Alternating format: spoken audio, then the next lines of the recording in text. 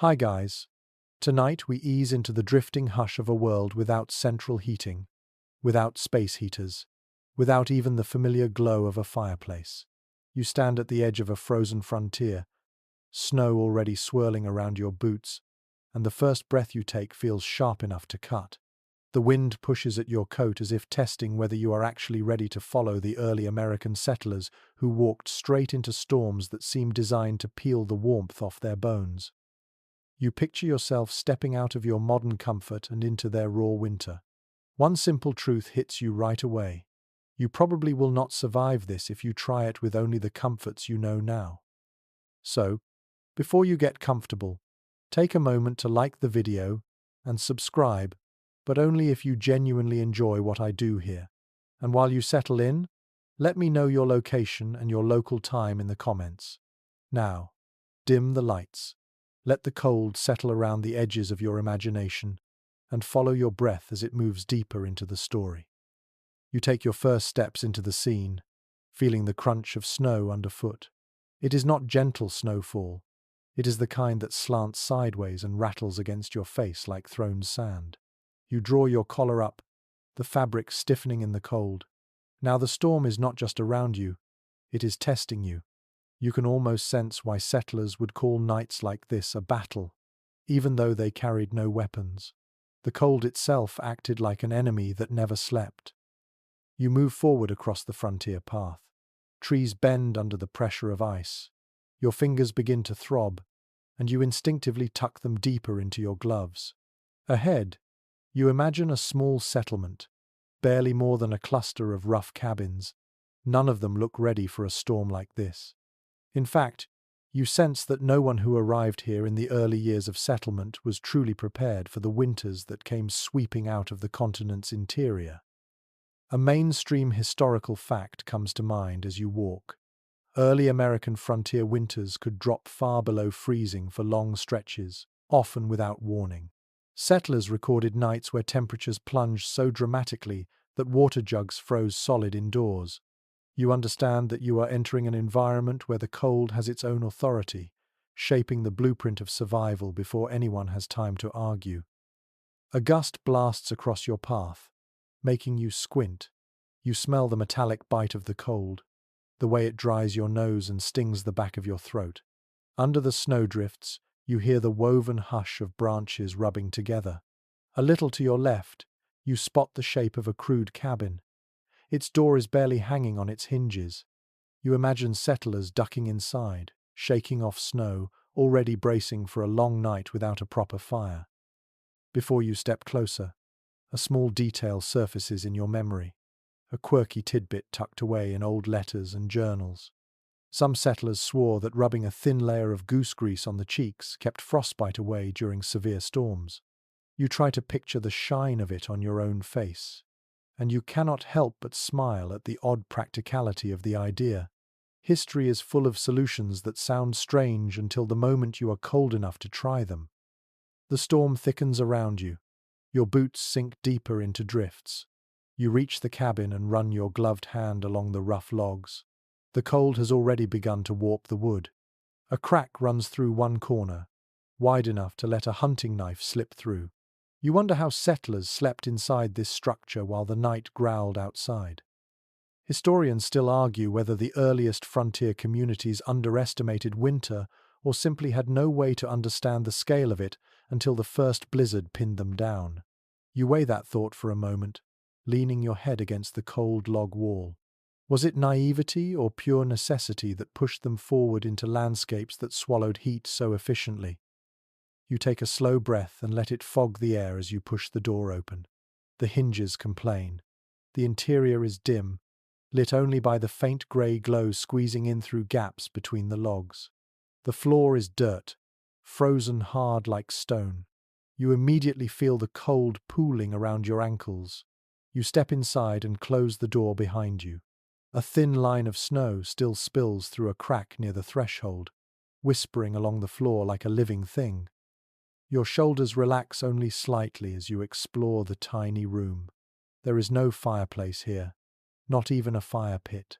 Just a shallow hole in the ground where someone tried to start a small flame earlier, now nothing more than ash and a few stubborn flecks of charcoal. You kneel beside it, touch the edge, and feel how utterly cold it is. The last warmth vanished long ago. Imagine sleeping here, you tell yourself. You try to picture curling up on the floor, wrapped in whatever layers you brought with you, listening to the wind strike the walls like invisible waves. You picture the settlers who had to do this for weeks, sometimes months, before they could gather enough materials or time to build a proper hearth. You breathe out slowly, letting the cold story settle deeper into your imagination. A window opening barely larger than your hand sits in the far wall. You walk to it, tracing a circle in the frost layered on the inside. When you peer out, the world is white and shuddering, the storm tightening every loose object into a frantic dance. You imagine the footsteps of settlers vanishing behind them as soon as they make them.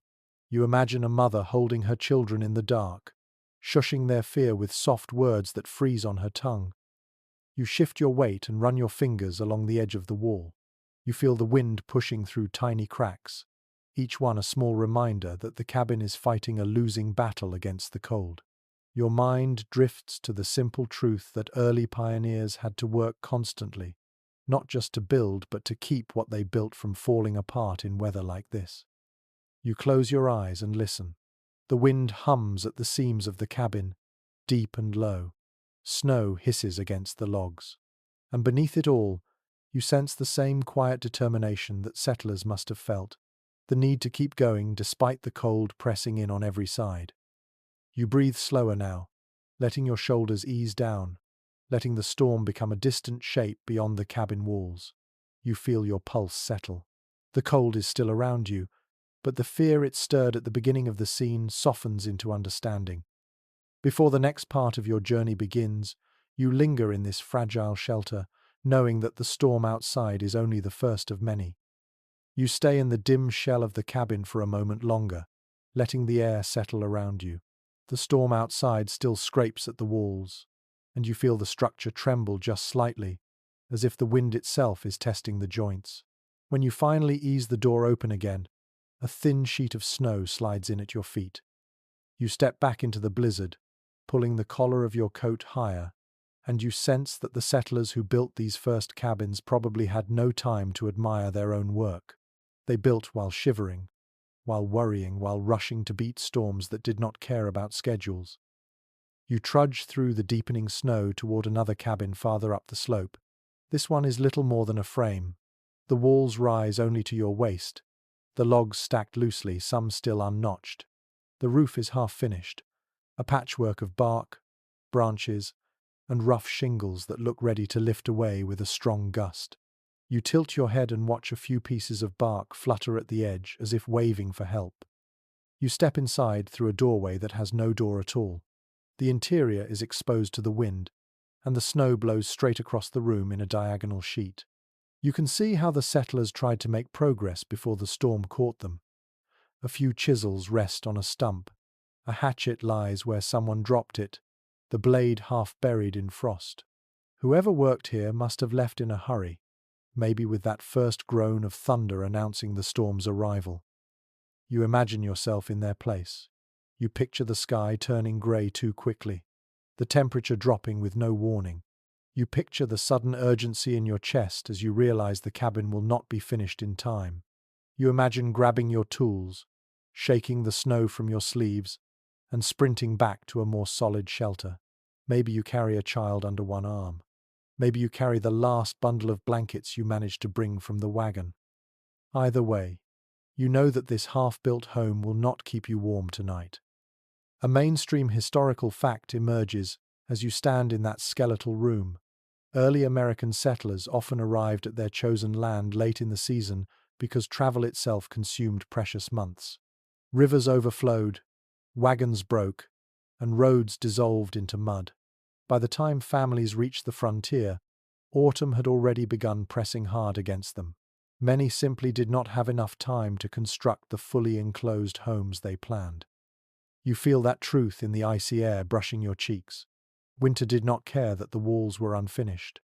You crouch and trail your fingers along the half-frozen dirt floor. Your fingertips sting, and you pull them back quickly. It is obvious that no one could sleep here tonight, not even wrapped in every blanket they owned. Your breath leaves your mouth in thick, cloudy bursts. You look up at the gaps between the wall logs. Each one is a doorway for cold wind. Each one is a reminder of how hurried the work was. A strange little memory surfaces while you examine the half-built cabin. A quirky tidbit recorded in a wanderer's journal. Some settlers believed that singing while building kept the cold at bay. They claimed that the vibrations from their voices warmed the chest and arms just enough to keep the hands working. You picture that scene now. A few voices rising shakily over the wind, wood chips flying, and exhausted men trying to convince themselves that a tune could hold off the cold. Maybe it helped. Maybe the rhythm kept them swinging their axes a little longer. You stand and walk to the open edge of the roof. Snow collects on your eyelashes. You blink and squint up at the structure. It is a fragile thing, more idea than shelter, and yet someone risked their winters on this small dream. You can almost feel the urgency in the notches cut into the logs. Each mark says hurry. Each splinter says please let this be enough. Historians still argue whether settlers underestimated how long it took to build a proper home, or whether the raw conditions simply overwhelmed even the most experienced woodsman. You consider the debate as you run a hand along the nearest log. The truth probably shifts somewhere between the two. Ambition collided with reality, and winter often decided the outcome. You step outside again and let the storm close around you. Snowflakes sting your cheeks. You tuck your chin into your coat and move toward the next structure in the clearing. The wind whistles through the trees behind you, shaking ice from the branches. You sense that each breath grows colder than the last. As you continue, your boots sink deep into soft drifts. The land rolls into small humps and hollows, each filled with swirling snow that settles like spilled flour. In the distance, another roof protrudes from the white haze. You follow the shape, determined to understand what the settlers faced on nights like this. When you reach the second cabin, you find it in slightly better shape. The walls rise to your shoulders. The roof is mostly covered, though gaps along the edges allow little streams of snow to slip inside. You push the door gently. It shifts but stays closed. You try again, pushing harder, until it creaks open enough for you to squeeze through. Inside, the air is just a little calmer. You can hear the wind, but it no longer strikes your face directly. The floor is bare but smoother than the one before. A few planks lie near the corner, ready to be hammered into place. Someone measured these carefully. Someone planned for bedtime comfort that never fully materialized. Your shoulders drop slightly. Even a half-finished home like this would have felt like luxury in a storm. But as you look around, you sense the fear that must have lived in these walls during winter nights. The cold seeps in from every direction. The air is sharp. You can almost imagine a family sitting here, huddled close, whispering that the roof would hold, that the walls would not let the wind in, that morning would come. You move to the far wall and feel the cold radiating off it. Your fingers grow numb, even through your gloves. You let your hand fall. You take a slow breath and picture the settlers trying to sleep in this half-made room. No fireplace, no chimney, no real insulation. Only determination and whatever scraps of warmth they could gather. You linger there for a while, listening to the muffled roar of the storm outside. The wind scratches at the boards. Snow drifts through the smallest gaps, landing on the floor in tiny glowing specks. You sense that this was the reality for so many people who arrived on the frontier hoping for a fresh start. Winter cared nothing for dreams. It arrived early and stayed late. You let your breath slow until the sound of the storm fades at the edges of your awareness. The room grows softer around you, even though the cold remains. The unfinished walls feel like the beginning of a story, and you know that the journey into deeper winter has only just begun. You leave the half-finished cabin behind, stepping back into the open white breath of the storm. The wind curls around your neck like cold fingers, and you instinctively hunch your shoulders while trudging forward through the rising drifts. The snow flows almost waist-high now, soft in some places, and crusted like glass in others. Every step sinks, pulls, resists. You begin to understand why settlers wrote about blizzards as if they were living creatures, unpredictable and relentless. The path in front of you feels less like a trail and more like a negotiation with nature. Ahead, the outline of another cabin appears as a low, dark silhouette half buried in snow. You make your way toward it, hearing the crunch of ice under each step, hearing the wind hiss through the trees like distant steam. When you reach the door, you find it blocked. Not jammed, not frozen, but simply sealed behind a wall of snow that reaches nearly to the roof's edge. The drifts cling to the cabin like an extra layer of armor, heavy and unmoving. You run your glove along the packed surface. It is smooth and strangely warm compared to the wind. Your breath catches for a moment as you realize this accidental barricade would have terrified any family trapped inside. If the entrance disappeared entirely under a deep snowbank, someone might spend the entire night wondering whether they could dig out before air grew too thin or the roof caved under the weight. You clear a small portion of the drift with your hands, scooping until the wooden frame appears beneath the hard crust. When you push against the door, it groans open just enough for you to slip inside. The interior is dim, quieter than the storm outside, though the cabin shakes now and then when a heavy blast hits the roof. You step forward carefully. Snow has spilled across the floor in a pale ridge, and the boards beneath it creak loudly. A thin shaft of winter light pokes through a knothole in the wall, performing a trembling dance across the snowy patch. You imagine the family who might have lived here, startled awake by the sound of snow piling against the door, until the entire structure felt smothered. You ease the door closed again and take a deeper look around the room. A few clay pots sit overturned, as if someone knocked them aside in a rush. A straw-filled mattress rests in a corner, flattened by long use. A simple wooden stool lies on its side. Everything suggests that people moved through this space hurriedly, pushed by the weather. The cabin feels like a snapshot of fear captured in wood and shadow. You kneel by the window opening. The shutters are closed, but snow presses against them heavily, making the wooden slats bulge inward. You place your fingers against the panel. The wood vibrates faintly with the weight outside. You imagine lying in this room on a storm night, listening to the constant thump of snow piling higher and higher, wondering whether you will be trapped by morning. A detail from frontier accounts flickers through your thoughts. Many diaries from the era mention that doors sometimes froze shut entirely during blizzards, leaving families to climb through roof hatches or break small ventilation holes in panic. You picture the tense silence before someone decides to hammer at the wall with the blunt end of an axe. When you breathe in, you swear you can smell a faint impression of old pine smoke and fear lingering in the air. While studying the room, a small memory from a wandering naturalist slides into your mind. He once described snowdrifts as nature's accidental insulation, and settlers soon discovered the same thing. A mound of snow pressed tightly against a cabin wall reduced the wind's ability to snake through the cracks. It was not intentional, more like a winter surprise, but the effect was real. You run your hand along the edge of the drift near the door and feel that truth. It is cold, yes, but shielded from the wind's bite. You pause, letting your thoughts drift. A strange fragment from oral folklore surfaces. Some families whispered that winter spirits packed snow against the cabins of those who would survive the season.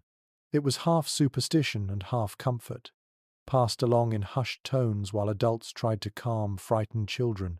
You imagine a mother leaning close to her sleepy daughter, telling her that the snow outside is a gentle guardian, not a threat. Then a quieter reflection settles over you. Specialists who study early settlement patterns remain divided on how common these snow-blocked nights really were. Some argue they happened only during extremely violent storms. Others suggest they were regular winter occurrences on the frontier, so ordinary that many families stopped writing about them after a while. You weigh both possibilities, standing in the semi-dark of the little room, listening to the storm press against the roof like a heavy blanket. You cross the cabin slowly, letting your fingers brush the rough logs as you move. The walls feel cold, but steadier than you expected. You can sense that settlers must have felt the same mix of dread and comfort. The snow drifting against the walls might trap them, but it also muffled the wind, softening the sound of the storm the way a thick quilt softens the edges of a long night. You press your palm flat against the wall, closing your eyes. There is a stillness here, fragile but real. The storm rages outside, but in this moment, the cabin feels suspended, like the center of a quiet bubble. You imagine a family huddling together on the straw mattress, breathing in unison, whispering soft prayers or telling stories to distract one another from the sound of snow creeping higher. You step toward the door again and give the wood a gentle push. The drift outside resists. You push harder. The door opens only a crack. You slip through sideways, brushing snow from your coat. The blast of wind hits your face and wakes every nerve. You pull the door shut behind you, letting the cabin return to its muffled silence. The world outside is brighter now, though still harsh. Snow reflects what little light slips through the cloud cover, giving the landscape a ghostly glow. The drifts roll across the clearing like frozen waves.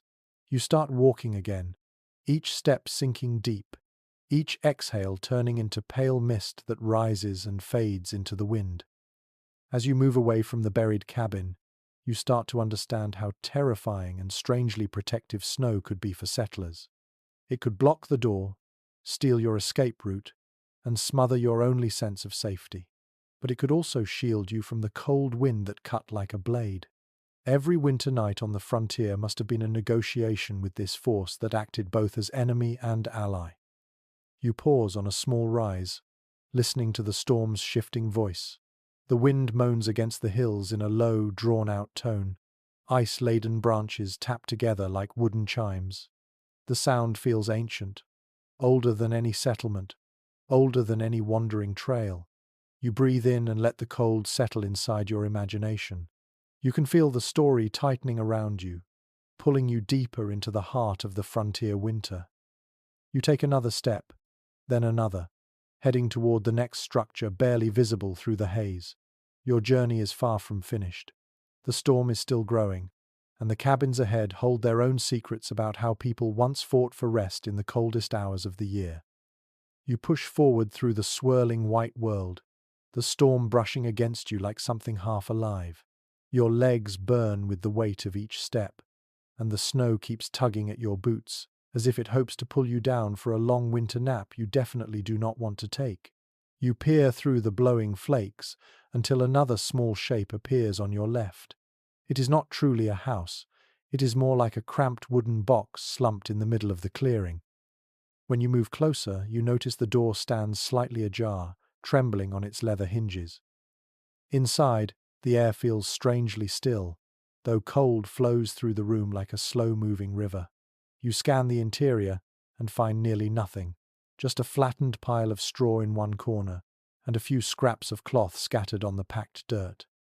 There is no bed frame here, no real mattress, no blanket that looks capable of doing more than pretending to keep someone warm. You kneel on the straw and feel the harsh dryness of it through your gloves. It scratches your fingers. It pricks your palm. It feels like a place where sleep would be more an act of willpower than rest.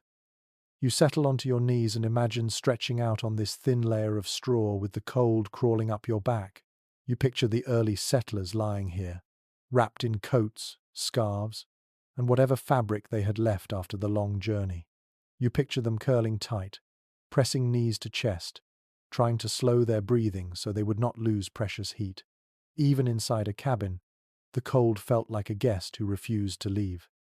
A detail from early settlement records rises in your thoughts.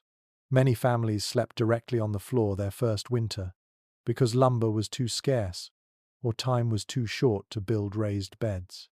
In some regions, people waited months before they could even think about constructing furniture.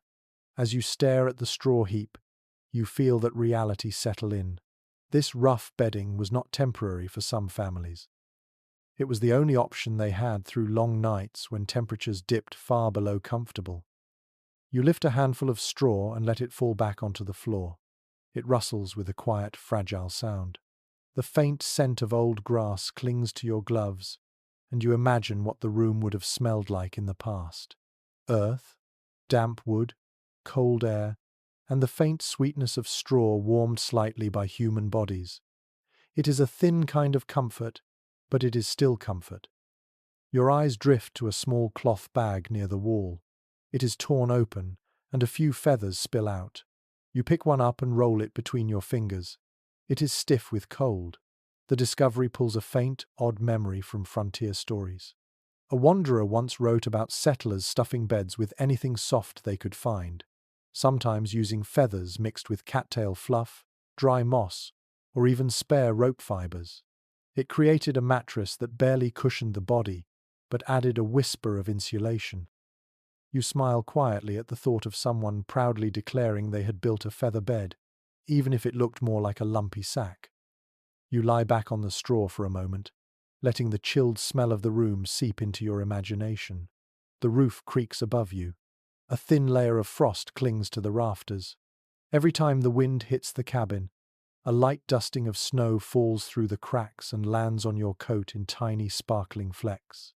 Your breath fogs in slow, rhythmic bursts, and you picture a family lying here together, trying to synchronize their breathing so the space between them stays warm. As you study the room, you notice a narrow gap between two logs on the far wall. Through it, a tiny thread of icy wind slips across the straw. You press your hand against the draft and feel its sharp edge. Settlers must have used anything they could find to plug gaps like this. Cloth scraps, mud mixed with grass, even strips of bark. Every crack mattered when you slept on the floor because cold traveled along the ground like a relentless tide. A small recollection from frontier letters comes to mind. One writer described waking up with frost forming on the edge of a blanket, even though the family was inside their cabin. The moisture from their breath froze overnight, leaving sparkles of ice on their bedding. You run your fingers over the straw again, and imagine the stiff, cold cotton blankets used back then. Waking up surrounded by frost must have been a strange mix of beauty and dread. Your attention drifts to a broken wooden crate near the wall. It is empty, though a few nails jut out like crooked teeth. Someone must have intended to build a bed platform from crates like this, but never finished. Materials were so scarce frontier families sometimes dismantled wagons to construct their first pieces of furniture. You picture them choosing between a comfortable place to sleep and the ability to travel again in the spring. A quiet thought surfaces while you sit in the cabin. Researchers familiar with early pioneer living conditions have pointed out that families often rotated sleeping spots during the winter. They shifted their bedding away from drafts, moved children to warmer corners, or rearranged straw piles nightly based on where the cold seeped through the wall. Not all scholars agree on how consistent this practice was. Some believe it was common everywhere. Others argue it happened mostly in regions where temperatures dropped to dangerous extremes. As you sit in the little room, you sense how both ideas might hold truth depending on the winter. You rise from the straw and walk to the wall. The wood is rough beneath your gloves, split by cold, darkened by sap that once flowed through it. You press your palm against it and picture a family doing the same, wondering whether the wall could endure another night of pounding wind. You imagine parents listening anxiously for any sign the structure might fail. The squeak of a log shifting, the moan of snow sliding off the roof, the deep pop that sometimes came from wood flexing under cold. Every sound could be reassuring or frightening depending on how tired everyone was. You wander to the opposite wall where bundles of dried grass line the baseboard. Settlers used such bundles to fill gaps under sleeping areas, hoping to stop cold from rising into their bones. You crouch and touch one of the bundles. It crumbles slightly, leaving a powdery trace on your glove. Even this flimsy material must have felt precious during a storm. It was one more barrier between your skin and the frozen ground. You draw a slow breath and look at the straw bed one last time. You imagine trying to fall asleep here while the storm shook the world outside. You picture pulling your coat collar up and tucking your chin deep to trap every bit of warmth. You picture listening to the breathing of others around you, each inhale and exhale creating a tiny cloud above their faces. Survival depended less on comfort and more on staying close, staying still, and staying wrapped in whatever layers one could muster. When you finally stand, the cabin seems smaller than before. The walls lean inward slightly, creating a feeling of fragile safety. You push the door open and let the wind rush in. The snow pushes against your legs immediately, reminding you that your journey continues. You glance back at the straw pile. For a moment, you imagine lying there again, but this time you feel yourself drifting off, not from exhaustion, but from the soft rhythm of your own breath. You pull the door closed behind you and face the storm once more. Snow swirls around your boots, and the cold curls up at your ankles like a determined cat. You begin walking toward the next cabin shape, emerging through the haze. Each structure reveals another piece of how settlers attempted to sleep through nights that wanted to swallow them whole. You push onward through the storm, your breath curling into small clouds that vanish almost instantly in the bitter air. The snow feels heavier now, as if the sky has grown tired of holding it. Each flake lands with a soft tap on your coat, clinging to the fabric before melting just enough to leave a faint chill against your skin. As you trudge forward, another dark shape emerges through the drifting white. This one is larger than the previous cabin, though the roof sags under the weight of accumulated snow. A thin trickle of smoke escapes from a hole near the top, faint and wavering, as if even the smoke is unsure it wants to face this storm. When you reach the door, you hear something unusual inside, a soft snort, followed by a low, rhythmic rumble. You pull the door open a few inches and are immediately greeted by a wave of warm, earthy air. You slip inside and blink as your eyes adjust. This is not just a home, it is a shared haven for people and animals alike. The room is divided by a rough, wooden partition that barely reaches your chest. On one side lie bundles of straw, blankets, and a few crates arranged into sleeping spots for the family. On the other side, pressed closely together, stand a cow, 2 goats, and a thick-coated ox whose breath fogs the air in slow, steady bursts. The warmth hits you with surprising strength. You inhale and catch the scent of animals, damp hay, and faint traces of sweat rising from the bodies huddled together. The earthy fragrance wraps around you, not unpleasant, just deeply alive. You can imagine frontier families stepping into this shared warmth with immense relief, grateful for any heat source that did not rely on scarce firewood or a fragile hearth. You move closer to the partition and rest your hand on the top rail. The ox shifts slightly, its massive body radiating heat like a living furnace. Its hide is speckled with frost around the neck, though the rest of its body steams gently in the sheltered space. You stand there for a moment, feeling the warmth seep into your gloves. You sense why families might have chosen this arrangement. It was practical, immediate, and surprisingly effective.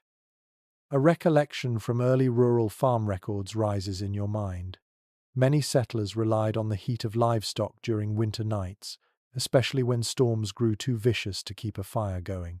Buildings known as longhouses in some regions housed people and animals under the same roof, a practice that preserved warmth and reduced the amount of fuel needed to survive deep cold. Standing here now, you feel the truth of that simple strategy. The warmth is real, even if the space remains bitter at the edges. You step deeper into the room, the floorboards soft with compacted straw. On the family's side of the partition, a small child-sized mattress lies close to the dividing wall. You kneel beside it, imagining a young girl or boy curling close enough to feel the warmth of the animals on the other side. You touch the blanket. It is rough wool, scratchy enough to irritate your cheek, but thick and sturdy. The faint smell of lanolin still clings to the fibers, even after years of use. While exploring the room, a small but charming observation flits through your mind. Some frontier families believed that sleeping near animals ensured good dreams. They claimed that the rhythmic breathing of a cow or the gentle shifting of a horse created a soothing atmosphere, almost like the earliest form of white noise.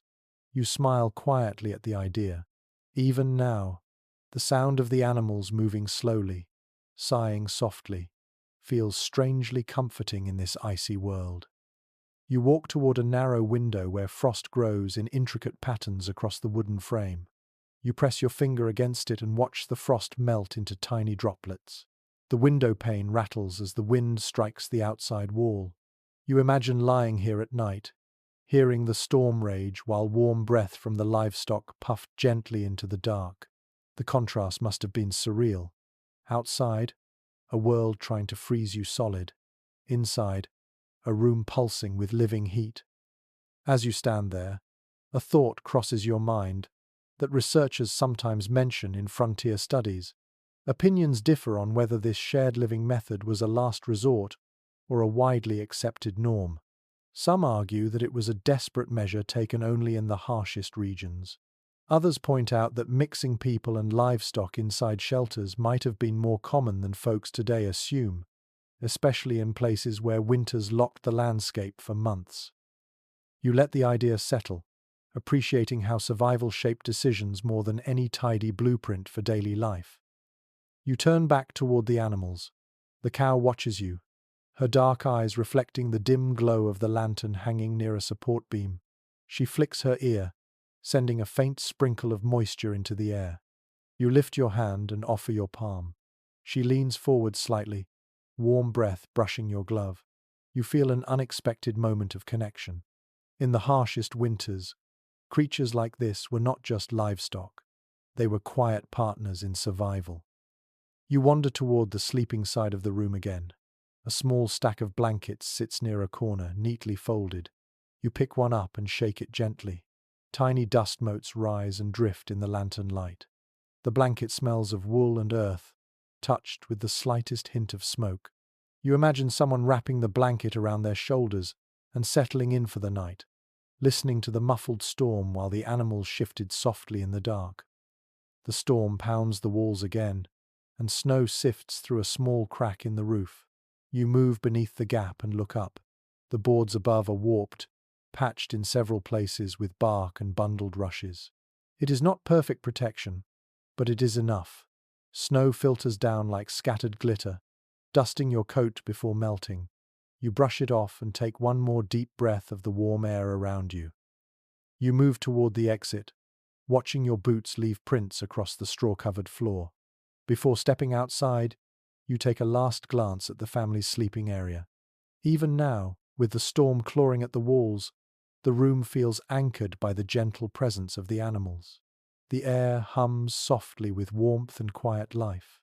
The cold is waiting outside, but for one suspended moment, you understand how deeply comforting this arrangement must have been in the depths of winter. You pull the door open. A gust of wind bursts in, stealing the warmth from your face. You step into the open storm again, letting the door close behind you. Snow swirls around your boots instantly, but the memory of that shared warmth lingers like a soft glow in your chest. You continue forward, knowing the next shelter will reveal another layer of frontier winter survival. You push away from the animal-warmed shelter, stepping back into a world that feels colder for having known comfort. The wind slips under your collar and brushes the back of your neck with icy insistence. For a moment, you pause and draw your coat tighter, wishing you could borrow even a bit of that gentle barn heat. But the frontier does not care about wishes, so you keep walking, following a faint depression in the snow that might once have been a path. Ahead, another cabin waits, its shape softened by the thick layers of white resting on the roof. As you approach, the door stands closed, a thin rim of ice sealing its edges. You tug at it, once, twice, until a brittle crack breaks the frost and the door swings open just enough to let you slip inside. The interior is dim. A few broken chairs lean against the wall, their legs warped by cold. In one corner, you find a pile of clothing, stiff with frost but arranged deliberately, as if the family who lived here once prepared these garments each night as their version of armor.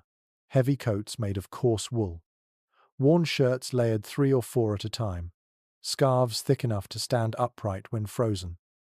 You crouch down and lift one of the coats. It is heavy, much heavier than modern winter wear, and rough enough to scratch your wrist through your glove. You shake the garment gently. A few flakes of frost drift to the floor. Even in the stillness of the room, you can imagine someone pulling this coat tightly around their body as the night settled in, trying to trap whatever warmth remained after a long day of work in the cold. A practical detail from old settlement accounts drifts into your thoughts. Many families slept wearing every piece of clothing they owned, not because they wished to, but because frostbite lurked even inside the cabin. Children went to sleep with mittens on. Adults wrapped scarves around their heads and tucked spare shirts into every gap. You picture yourself doing the same, layering until movement feels clumsy, but warmth is finally trapped beneath wool and linen. You set the coat aside and examine the makeshift sleeping area beside it. Instead of mattresses, several layers of garments are stacked into a crude cushion. You touch the surface. It feels uneven, lumpy but soft enough to offer some relief from the frozen floor. This pile of clothes might have served as a bed for a parent, or maybe even an entire family huddled together. You sit on the edge of the garment mound, letting its unevenness settle beneath you. The cold sneaks in through the boards underfoot, but the layered fabrics create a small buffer, enough for you to imagine drifting into sleep if exhaustion pressed hard enough. As you sit there, you can almost feel the weight of winter on your eyelids, the kind of fatigue that makes every sound softer and every breath slower. A small, unusual observation rises from frontier folklore. Some settlers claimed that wearing multiple layers during sleep created a strange kind of dreaminess, as if the weight of so much fabric pressed them into deeper, slower rest. It might sound odd now, but you imagine the gentle heaviness of layered wool, the sense of being wrapped and held in a world that offered little safety. Perhaps those dreams were a brief escape from winter's constant pressure. You glance toward the wall where a row of clothing pegs jut from the logs. Several garments still hang there, frozen into stiff shapes that resemble hollow silhouettes. You reach out and touch one of the sleeves. The fabric crackles faintly. You imagine a settler rushing to remove it from the peg on a frigid morning, pulling it on with fingers so numb they could barely grip the buttons. You let your hand fall. The room grows quieter as you settle into the corner. The soft hiss of the wind outside flows through a crack, brushing your cheek with a needle-sharp draft. You pull one of the blankets from the garment pile and drape it over your shoulders. It smells faintly of old wool, earth, and a trace of smoke. The weight feels grounding, almost comforting. A dim memory from historical textile studies flickers into focus. Clothing on the frontier was often repaired dozens of times, patched and reworked until the original fabric barely remained. Some families wore garments for years, layering them until the seams strained just to keep the cold at bay. Looking around the little room, you sense that every piece of fabric here has lived through countless winters. You hold the blanket tighter and breathe slow, imagining the settlers preparing for bed each night. They would slip on their warmest coats, then layer on scarves, shawls, mittens, and whatever garments were not needed by other family members. Sleeping was not a chance to relax. It was a structured, deliberate effort to maintain body heat until dawn. As you rest against the wall, another thought surfaces, something mentioned occasionally in academic discussions of frontier life. Specialists have different views on exactly how effective layering was during deep winter nights. Some argue that too many layers reduced circulation and made sleep more restless. Others insist that people survived precisely because they wore their warmest clothes even under blankets. Here, in the dim hush of the cabin, you feel both sides of the argument. The warmth slowly gathering under your blanket is real, but the slight tension at the back of your neck says the layers are also restrictive. You take a slow breath and imagine adjusting your clothing the way a settler might. Loosen the scarf, tighten the coat, pull the sleeves down to protect your wrists, smooth the blanket over your legs. Each small movement changes the way the cold presses against you. You begin to understand how intimately early families knew their clothing, how every stitch connected to survival. Your attention drifts toward a small wooden crate under the window. You open the lid carefully. Inside, folded with care, lie several extra shirts. The fabric is coarse, hand-spun, with uneven threads running through it like tiny waves. You lift one shirt and hold it to the lantern light. The weave is loose, but tight enough to trap warmth when layered. You imagine a mother tucking this shirt over her child's shoulders before bed, humming softly to distract them from the storm rattling the roof. You place the shirt back and press your palm lightly against the crate. The wood is cold. A faint vibration from the wind passes through it. You close your eyes and listen. The storm outside growls against the wall, but inside this cabin, the clothing shields you with a thin but earnest barrier. You rise from the garment pile, letting the blanket fall back into place. The air nips at your skin again, sharp and insistent. You walk toward the door. Your boots strike the boards with soft thuds, and the room seems to sway slightly under the influence of the storm. You give the cabin one final glance. The clothes, the blankets, and the crude bedding all whisper a quiet truth about survival in a world without fireplaces. Heat was not guaranteed. Warmth was something you earned layer by layer, stitch by stitch, night after night. You lift the latch and push the door open. A burst of wind sweeps in, cold enough to sting your eyes. You step outside, pulling your collar tight. The snow swirls around you again, hungry and alive. You move forward, climbing into the next drift, knowing that the frontier still has more lessons to share about how people once slept through nights that felt colder than fear itself. You lean into the storm again, the cold needling your cheeks as you push forward through the deep drifts that drag at your legs. The world feels muffled now, as if the snow itself has closed around your ears. You catch glimpses of dark shapes beneath the white landscape, shadows that might be rocks or bushes, or the remains of an abandoned wagon. Your breath hangs in front of you in long, slow clouds. Every exhale seems to mark the passing of time in this frozen wilderness. A new structure takes shape ahead of you. This cabin is smaller than the others, its roof bowed inward from years of heavy snows. The door is shut tight, pressed into its frame as though the wind itself has been trying to pull it open and finally gave up. You push against it gently. Nothing moves. You lean your weight forward and try again. A thin crack of sound splits the silence as the frost seal weakens. The door groans open an inch at a time, until you slip inside and pull it closed behind you. The room is nearly pitch dark. Only the faintest traces of grey light filter through a tiny hole in the roof. You stand still for a moment, listening. At first you hear nothing but the storm outside, a distant roar softened by thick wooden walls. Then you hear it, a slow, almost delicate rasping sound. You move closer to the center of the room and finally see them. A few small embers glowing in a shallow clay bowl, set into a depression in the dirt. They barely give off light, but you feel a thin thread of warmth slip across your gloved fingertips as you reach toward them. These are not flames. They are not even the dying remains of a fire. They are simply coals, faintly breathing their last little glow into the cold. You lower yourself onto your knees and hold your palms above them.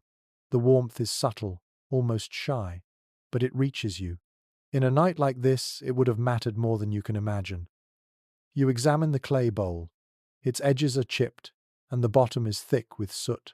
A few charred splinters of wood lie nearby, as if someone had broken sticks by hand to keep the embers alive.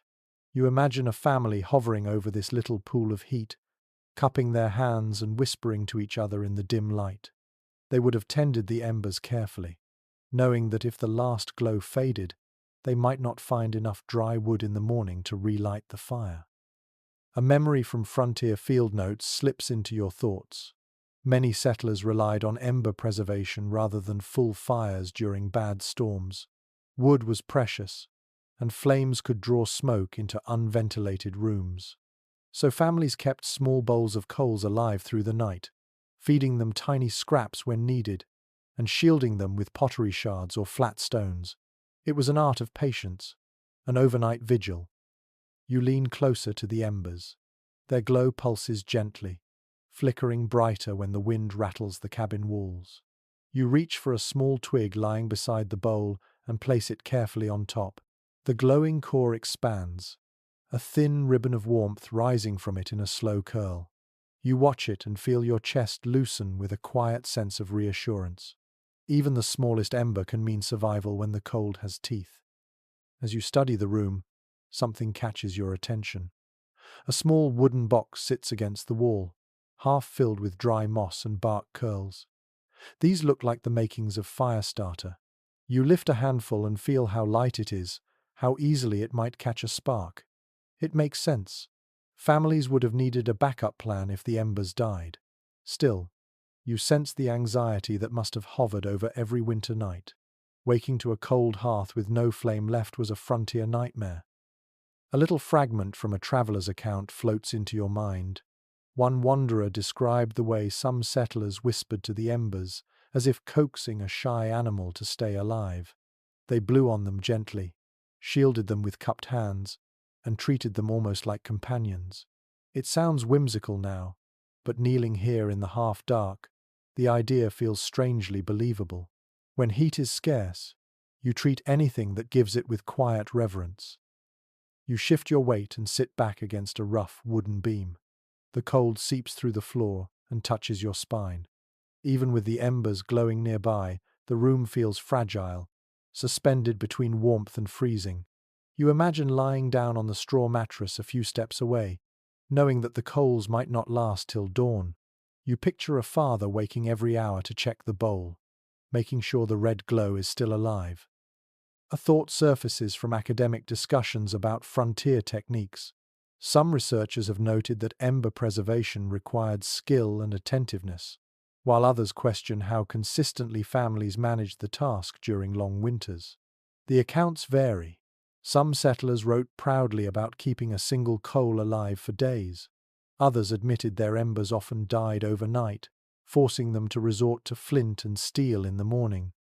You consider both sides as you continue to watch the slow pulse of the coals. You reach out and touch the dirt beside the bowl. It is warm in a tiny circle around the clay, warmth that fades quickly into cold as your hand moves away. You trace that warmth with your fingertips, imagining a child crawling close during the night, drawn to it like a moth to a dim flame. You imagine parents pulling the child back gently, warning that the embers could scorch their hands. The balance between heat and danger must have felt constant. Your gaze shifts upward to the low ceiling. Soot stains trace faint arcs across the beams. The patterns suggest small fires or embers burned here often, but never strong enough to send flames licking toward the roof. The settlers knew their boundaries. They needed warmth, but they also feared a house fire that could turn a precious cabin into ash within minutes. You breathe in slowly, letting the scent of cold wood and faint smoke fill your lungs. The smell is old, almost ancient, as if the room has held its breath through 100 winters. You close your eyes briefly and picture the earliest families gathered here, wrapped in clothing, huddled near the embers, whispering stories to distract one another from the storm's endless lament outside. When you open your eyes again, the embers still glow, small but determined. You give the twig one last gentle push into the center of the bowl. The flame brightens a shade, enough to cast faint shadows that dance across the logs. You rise slowly, stretching your back as the cold slips under your coat once more. You walk toward the door. When you pull it open, the wind surges inside, threatening to extinguish the tiny embers behind you. You close the door quickly, not wanting your brief visit to undo the fragile warmth someone once fought so hard to keep alive. Outside, the storm greets you like an old adversary, swirling flakes around your boots and tugging at your sleeves. You breathe out, letting the cold nip at your lips, and begin your slow path toward the next shelter. The night still stretches wide ahead of you, and there are more stories hidden in the snowdrifts. You step back into the storm, pulling the door tight behind you as if to protect the tiny ember glow you just left. The wind circles you in a wild spiral, tugging at your coat, slipping icy fingers down your sleeves. You take a slow breath and push forward, feeling each flake sting your skin with renewed sharpness. The cold burrows deeper now, determined to remind you that comfort is always temporary out here.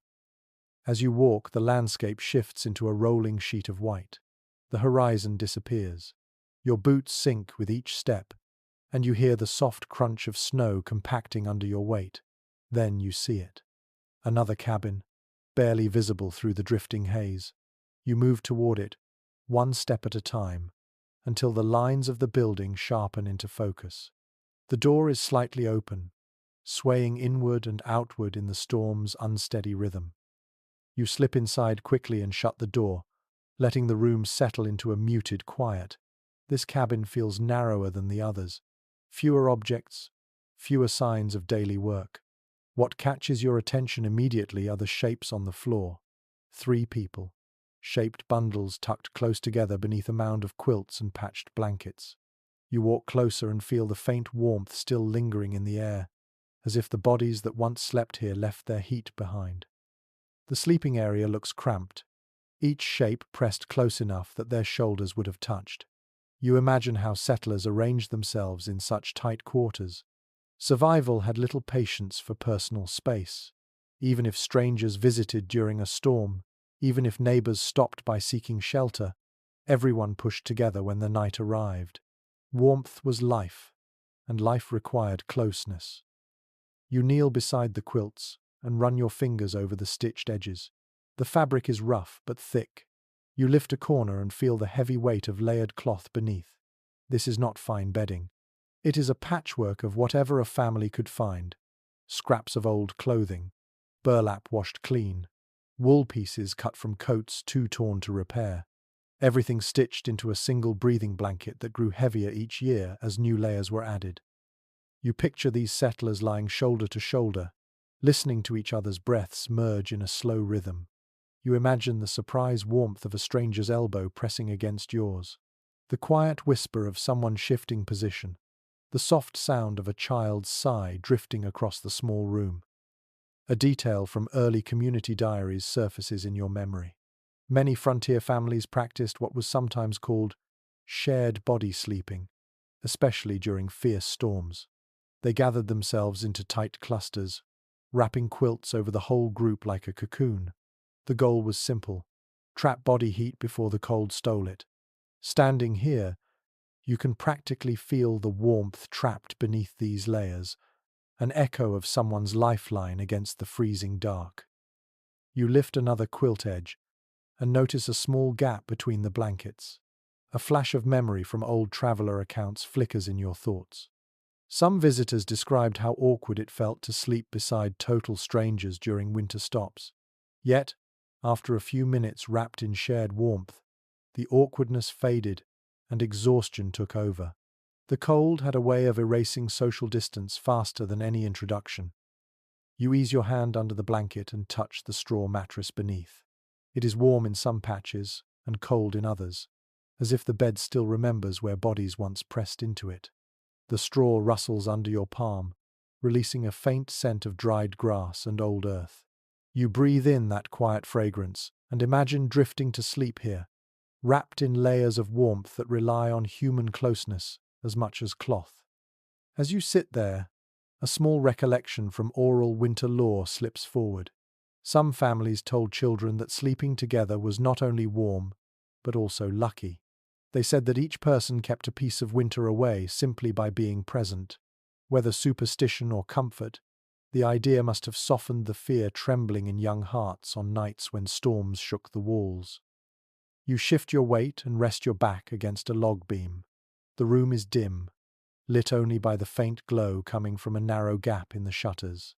You hear the muted roar of the storm outside, constant and unrelenting. Inside, though, the air feels thicker, warmer, shaped by the memory of bodies pressed close together. For a moment, you let your eyes close and imagine what it would feel like to settle in beside the others, guarded by the shared heat of a small community. In the murmuring quiet, another thought drifts through your mind, one sometimes mentioned in studies of early rural families. Specialists do not completely agree on how common these shared sleeping arrangements were between unrelated settlers. Some think it was mostly reserved for emergencies, while others believe it was a regular winter strategy in remote regions. Evidence points in both directions, and you can see why the discussions continue. Standing in this little room, it feels like a choice shaped less by custom and more by survival. You open your eyes and rise slowly, letting the quilts fall back into place. The silence in the cabin thickens around you. A delicate, cold breath creeps down from the roof, brushing your shoulders. You gently smooth the blankets with your gloves, feeling the slight give beneath them. Even without anyone lying there now, the space feels crowded with stories. You walk toward the door and rest your hand on the wooden frame. The cabin creaks softly as the wind presses against it, making the walls shift with tired familiarity. You take one last glance at the heap of shared bedding. The image stays with you, a cluster of sleeping bodies wrapped in one heavy quilt, forming a single island of warmth in a sea of cold. You pull the door open and step into the storm again, letting the cold settle on your cheeks. The snow swirls as if greeting you with renewed urgency. You take a deep breath of the sharp night air and begin to walk. Another cabin waits in the distance, its silhouette faint but steady, inviting you deeper into the frontier winter. You lower your head against the wind and push through another drift, your boots sinking deep enough that each step feels like lifting a weight tied to your ankles. Snowflakes cling to your eyelashes, blurring the world into a soft curtain of white. For a moment you stop and listen. The storm hums around you in long, wavering tones. Then, far ahead, you notice a cabin half hidden behind a swell of snow, its roof sloping downward under the burden of ice. You approach slowly, brushing frost from your face. The door stands cracked open, rocked gently by the wind. You slip inside and pull it closed, letting the storm dull into a distant whisper. The interior greets you with unexpected coziness. Not warm, not safe, but close. The room is filled with quilts piled high, almost forming a mound in the center. Some are faded into soft pastels, others stitched with rough patches of fabric. You step closer, and the scent of old wool and dried herbs drifts upward. These are not ordinary blankets. They are burrow blankets, constructed layer upon layer, thick enough to swallow a person whole. You kneel at the edge of the mound and press your hand into it. The fabrics sink slightly, then spring back. The settlers who lived here must have understood the art of burrowing deeply into bedding, letting the heat of the human body create a tiny pocket of warmth beneath the layers. You lift a corner of one quilt. Beneath it lies another, heavier still, patched from scraps of deer hide, worn cotton, and what appears to be pieces of burlap softened with age. Under that, a third quilt waits, filled with frayed fibers that puff through small tears. You imagine a family diving beneath these layers each night, tucking knees to chest, letting the darkness and weight of the bedding wrap around them like a protective cocoon. A scene from early household journals comes to mind. Many families in severe winter regions created deep sleeping burrows, blankets piled so high that only a nose peeked out for air. Children often vanished completely under the quilts, their soft breaths forming tiny warm hollows in the coldest rooms. You picture that now, a tiny shape disappearing under blankets, leaving only a faint rustle of straw and wool. You sit on the floor beside the blankets and slip your hand beneath the top layer. The warmth is faint, left over from the insulation itself rather than any recent occupant. Still, the small pocket of trapped heat feels almost luxurious after the icy storm outside. You close your eyes and imagine crawling under these quilts, letting the layers settle over you like soft snow. The weight would calm your breath. The darkness would erase the edges of the storm. As you rest there, a small, unusual detail from a settler's memoir surfaces. Some families placed warm herbs or crushed pine needles between quilt layers, believing the fragrance soothed the mind and eased winter anxiety. You lean closer to the blankets, and yes, you detect a whisper of dried lavender or maybe sage embedded deep within the fabric. The scent is faint but grounding. You pull one of the quilts closer to examine the stitching. The patterns are uneven, clearly made by hands that learned technique through necessity rather than formal skill. Every seam tells a quiet story.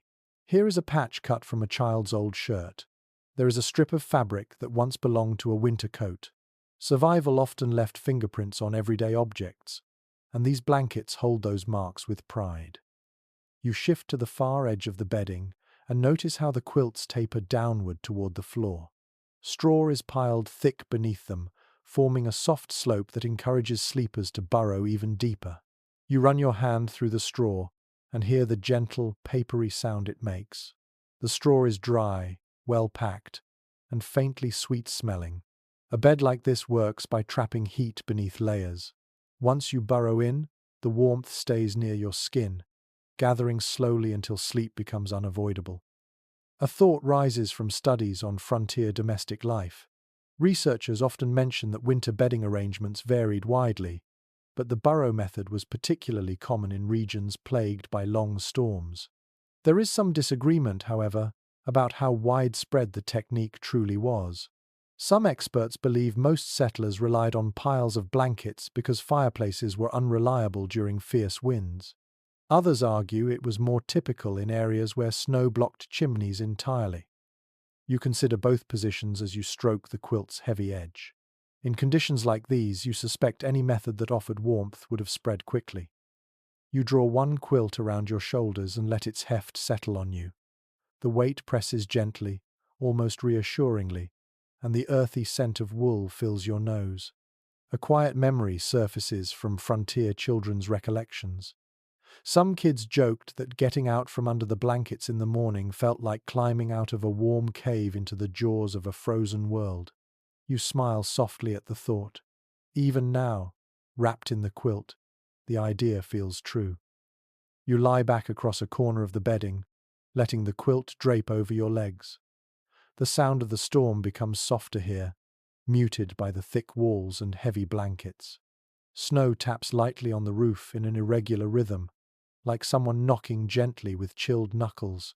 You breathe in and out, letting the slow pattern of your breath mingle with the quiet around you. You imagine settlers burrowing together, shifting to find the warmest spot, whispering late-night stories or humming soft lullabies to calm, frightened children. In the darkness of winter nights, these small rituals mattered. They turned harsh cabins into temporary sanctuaries, even when the wind tried its best to rattle every nerve.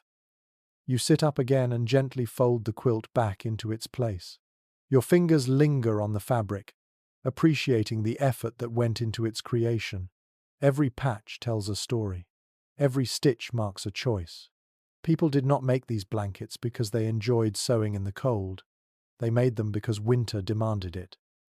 You walk to the door, glance back at the blanket mound one more time, and feel a quiet warmth spread inside your chest.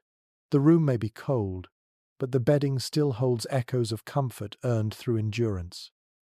When you open the door, the storm greets you with its familiar sharp breath. Snow swirls at your feet, and the wind nips your ears. You pull your coat tight, step forward into the shifting white, and continue toward the next shape rising in the distance, ready for another glimpse into winter's long night. You push onward once more, boots sinking deep into drifts that swallow sound and soften the edges of the world. The storm lifts for a brief moment, just enough for the sky to glow a pale silver. You take that as an invitation and keep moving. The next cabin comes into view slowly, its roof low, its walls sturdy, and a faint wisp of something curling near the doorway. Not smoke, not breath, just a hint of warmth escaping from a gap in the logs. When you step inside, the air is cold but not painfully so. Instead, the room holds a strange, almost hopeful heat lingering near the center. You walk forward and stop when your boot bumps into something round and heavy. A smooth, river-worn stone sits wrapped in thick fabric, still giving off a gentle warmth. You crouch, lean closer, and touch it. The warmth surprises you. It has the soft, steady feel of heat that seeps rather than burns. You lift the stone into your gloved hands. The shape is almost perfect, smoothed by years in a rushing river. Settlers would gather stones like these, place them directly in the fire until they glowed faint red, then wrap them in cloth or hide to act as portable heaters. You can almost see the process. Fire crackling, someone leaning close, turning the stones with a stick. Children watching with wide eyes as the stones transformed from cold grey to shimmering orange, ready to be tucked under blankets during frigid nights. You hold the warming stone near your chest, appreciating how slowly its heat spreads. It is not hot enough to burn, but warm enough to offer comfort in a room where the air still bites at your nose. You set the stone back on the floor carefully, understanding why these were treasured during winter months. They held heat long after the fire died down, giving families a fighting chance against icy nights. A practical detail from early homestead records drifts into your thoughts. Many frontier households favored river stones because they heated evenly and did not crack easily. Stones taken from fields often shattered when exposed to sudden heat, sometimes sending shards flying. River stones, shaped by water over decades, were safer and lasted longer. Settlers knew this well. You imagine someone walking along a frozen riverbank, selecting the smoothest stones they could find, planning ahead for nights when flames could not be relied upon. You move farther into the cabin, noticing several more stones wrapped in fabric and tucked under a pile of blankets. The cloth is worn, patched repeatedly, and carries the faint smell of fire. You lift another stone, still warm. Not as warm as the first, but warm enough to notice. These stones must have been heated earlier in the evening and carried around the cabin to warm beds, hands, and even feet so cold they could barely wiggle. A quiet, unusual memory from a traveler's notebook surfaces. He wrote that some families used heated stones in unexpected ways, placing them at the foot of the bed not only for warmth but to dry damp socks or mittens during the night. It sounds small, almost trivial, but drying wet clothes could prevent frostbite or illness. You picture socks hung over a heated stone, steam rising faintly in the dark room while the wind growled outside. You stand again and walk toward a corner where a pile of firewood sits. The pieces are small, more kindling than logs. It seems this family knew the storm could snatch their fire at any moment. Heating stones might have been their most reliable source of warmth. You touch the nearest log. It feels dry enough, though the top layer is coated with frost.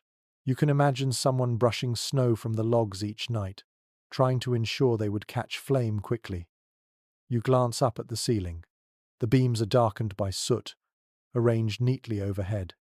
A narrow vent in the roof lets smoke escape, though it is partly sealed by ice.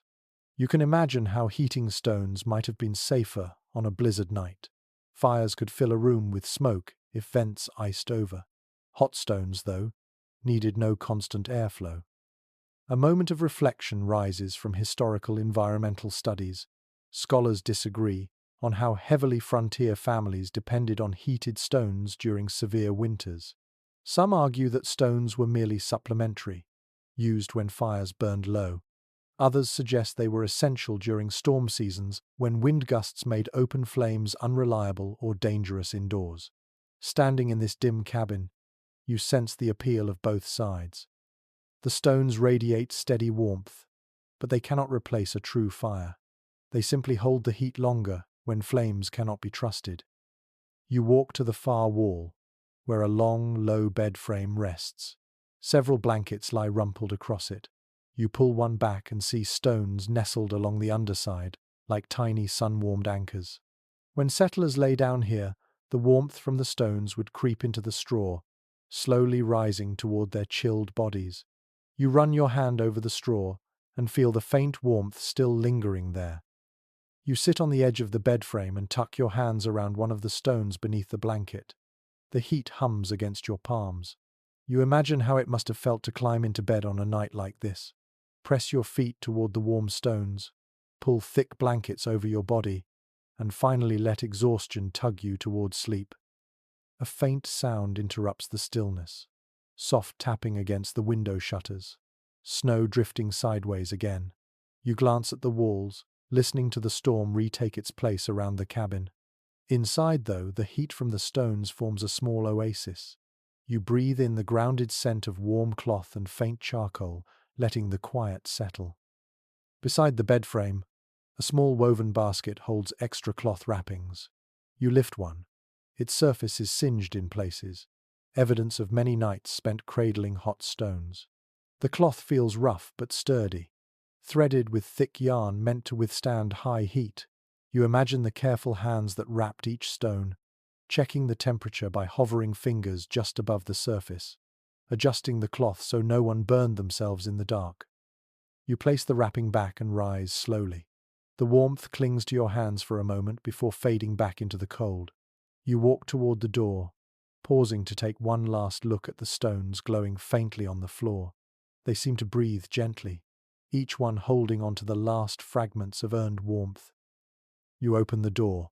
A gust of icy wind rushes in, slipping under your collar and stinging your cheeks. You step into the storm once again, pulling your coat tight as snow swirls around you. The cold bites harder now that your hands remember the warmth of the stones, but you keep moving. Ahead lies another shelter, another lesson in surviving nights with no fireplace, and the storm has many stories left to tell. You brace yourself against the wind again, letting the cold settle into every seam of your coat as you continue toward the next dim shape on the horizon. Snow curls around your boots in restless spirals, as if the storm itself is trying to herd you away from the shelters that dot this frozen landscape. Your breath comes out in long, white ribbons. You rub your hands together inside your gloves, remembering the warm stones from the last cabin and wishing you could carry one of them now. You approach the next structure and notice a thin trail of steam drifting from a gap beneath the door. Not smoke, not breath, something gentler. You push the door open, and a soft wave of warmth, barely there but undeniably present, meets your face. Inside, a long wooden table sits near the center of the room, and arranged on top are several clay cups, some still half filled with liquid that has cooled to a pale brown. A kettle rests nearby, blackened from use. The air carries a faint smell of herbs steeped in hot water. You walk forward and lift one of the cups. The liquid inside is no longer hot, but when you touch the rim, you feel that it was warmed recently. You sip it. The taste is faint and slightly bitter, but comforting in its own way. You set the cup down and notice a small basket beside the kettle. Inside lie dried leaves, a few twigs, and even some thin slices of bark. These were not luxury teas. They were survival brews.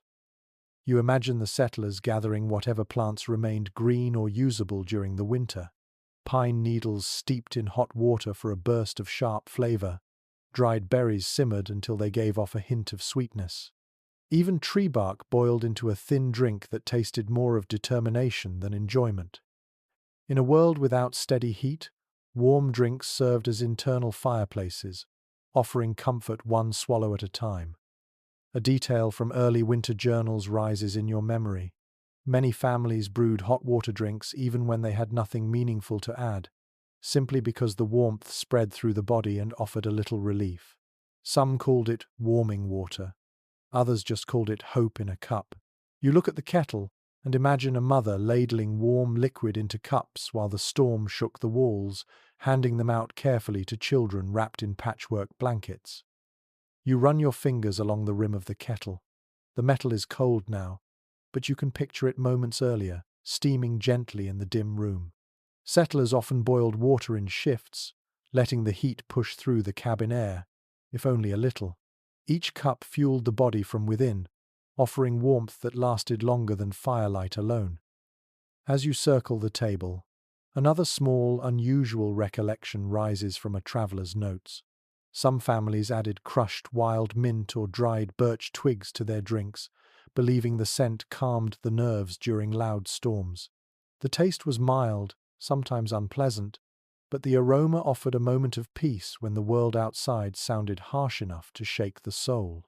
You lift one of the cups again and take another small sip, imagining that same calming ritual. The storm outside thuds heavily against the walls, making the window frame tremble. You glance toward the shutter and notice a faint line of frost creeping across it like a delicate painting. The cold is still present, still pushing, still insisting on entering. But inside this cabin, the lingering warmth of hot drinks softens the air just enough that you can breathe more easily. You walk toward the corner, where a small clay pot rests over a few gathered embers. The pot must have held boiling water earlier. Its sides are streaked with mineral lines, and its handle is wrapped in cloth to protect bare hands. You touch the cloth. It is still warm, faintly so, a quiet reminder of recent human presence. You sit on a low stool beside the embers, stretching your hands toward them. A thin heat radiates upward, enough to make your palms tingle. You picture a family gathered in this room earlier tonight. A father leaning close to the embers, coaxing them to stay alive. A mother pouring warm drinks for the group. Children hunched over their cups, letting the steam rise over their faces like a little shield against the cold. A thought from discussions among researchers drifts quietly into focus. Some specialists believe that hot drinks were more psychologically grounding than physically warming, offering frontier families a sense of ritual that helped them push through long winter nights. Others argue that the warmth genuinely helped conserve body heat by raising internal temperature. The debate meanders through academic circles, but here in the dim cabin, the question feels unnecessary. A warm drink in a frozen world is comfort by any measure. You lift the kettle, feeling its weight pull slightly against your arm. Even empty, it carries significance. You tip it gently, imagining the soft glug of hot water pouring into a waiting cup. You imagine cupping that vessel between both hands, feeling the heat travel slowly up your wrists, circling your ribs, warming your breath. You set the kettle down and rise to your feet. The storm outside grows louder, signaling another wave of wind rolling across the land. You walk toward the bedding corner, where several mugs stand beside folded quilts. Someone must have drunk warm tea or pine brew before crawling beneath those blankets. You touch the nearest quilt. Its fabric is cool now, but the faint fragrance of herbs clings to it, as if steam once rolled across the fabric and settled there. You close your eyes for a moment and imagine curling under these blankets after sipping a warm brew, feeling the heat move through your body just enough to lull you towards sleep. Even if the warmth did not last long, it would be enough to calm the mind, soften the edges of fear, and ease the trembling that winter storms often stirred. When you open your eyes again, you take in the room one last time. The cups, the kettle, the herbs, the lingering scent of steam. These small comforts were the settler's version of modern hot chocolate or tea on a winter night, but with far greater stakes. A few degrees of warmth could make the difference between waking up in the morning or not. You move toward the door, gripping the handle with your gloved hand. As you open it, a sharp burst of wind slashes across your face, making your eyes water instantly. You step outside, pulling the door closed behind you as the storm resumes its hungry chorus. Ahead, more cabins wait in the dim distance. You adjust your collar, tuck your chin, and keep moving, carrying with you the memory of warm cups and soft steam lingering in the cold. You push back into the open night, your face stinging as the wind sweeps around you like a living thing determined to test your resolve. The storm has not calmed at all. If anything, it feels as though it has grown impatient, flinging sharp flakes into your cheeks as you trudge forward. You keep one arm tucked close to your chest, protecting the faint memory of warmth from the last cabin, even though that heat has already faded from your skin. As you walk, you notice a silhouette rising ahead, low and wide, built from thick logs stacked with more care than some of the earlier shelters. The roof dips under the weight of snow but does not sag dangerously. When you reach the door, you find it hooked shut from the outside, not locked but secured loosely, probably to keep it from flapping in the wind. You lift the latch and step inside. The first thing that hits you is the scent, earthy, musky, wild, the smell of animal hides stored for warmth. In the dim interior, you see them draped across wooden pegs and hung along the walls. Deer hides, softened through long hours of scraping and stretching, fox pelts stitched together in patchwork form, thick bearskins folded in half with their edges barely brushing the floor. You step closer, running your gloved hand along a deer hide. The surface is surprisingly soft, pliant, still carrying a faint trace of the forest it came from. You walk further in and find a pile of layered hides arranged into a sleeping nest. The layers rise in uneven rounds, with the softest furs placed inside, and the tougher hides forming the outer shell. You kneel and touch the edge. It is warm, even now without bodies lying in it. The hides have trapped heat more effectively than wool alone. You imagine slipping under them, feeling the heavy weight settle onto your chest, sealing you inside with your own breath. A recollection emerges from old trapping community letters. Many winter households depended heavily on animal hides, not just for clothing, but as essential sleeping coverings. Deer and elk hides were valued for their warmth, while fox and wolf pelts added softness. Bears, though scarce and dangerous to hunt, provided immense insulation. Lying here, you sense why settlers prized these materials so fiercely.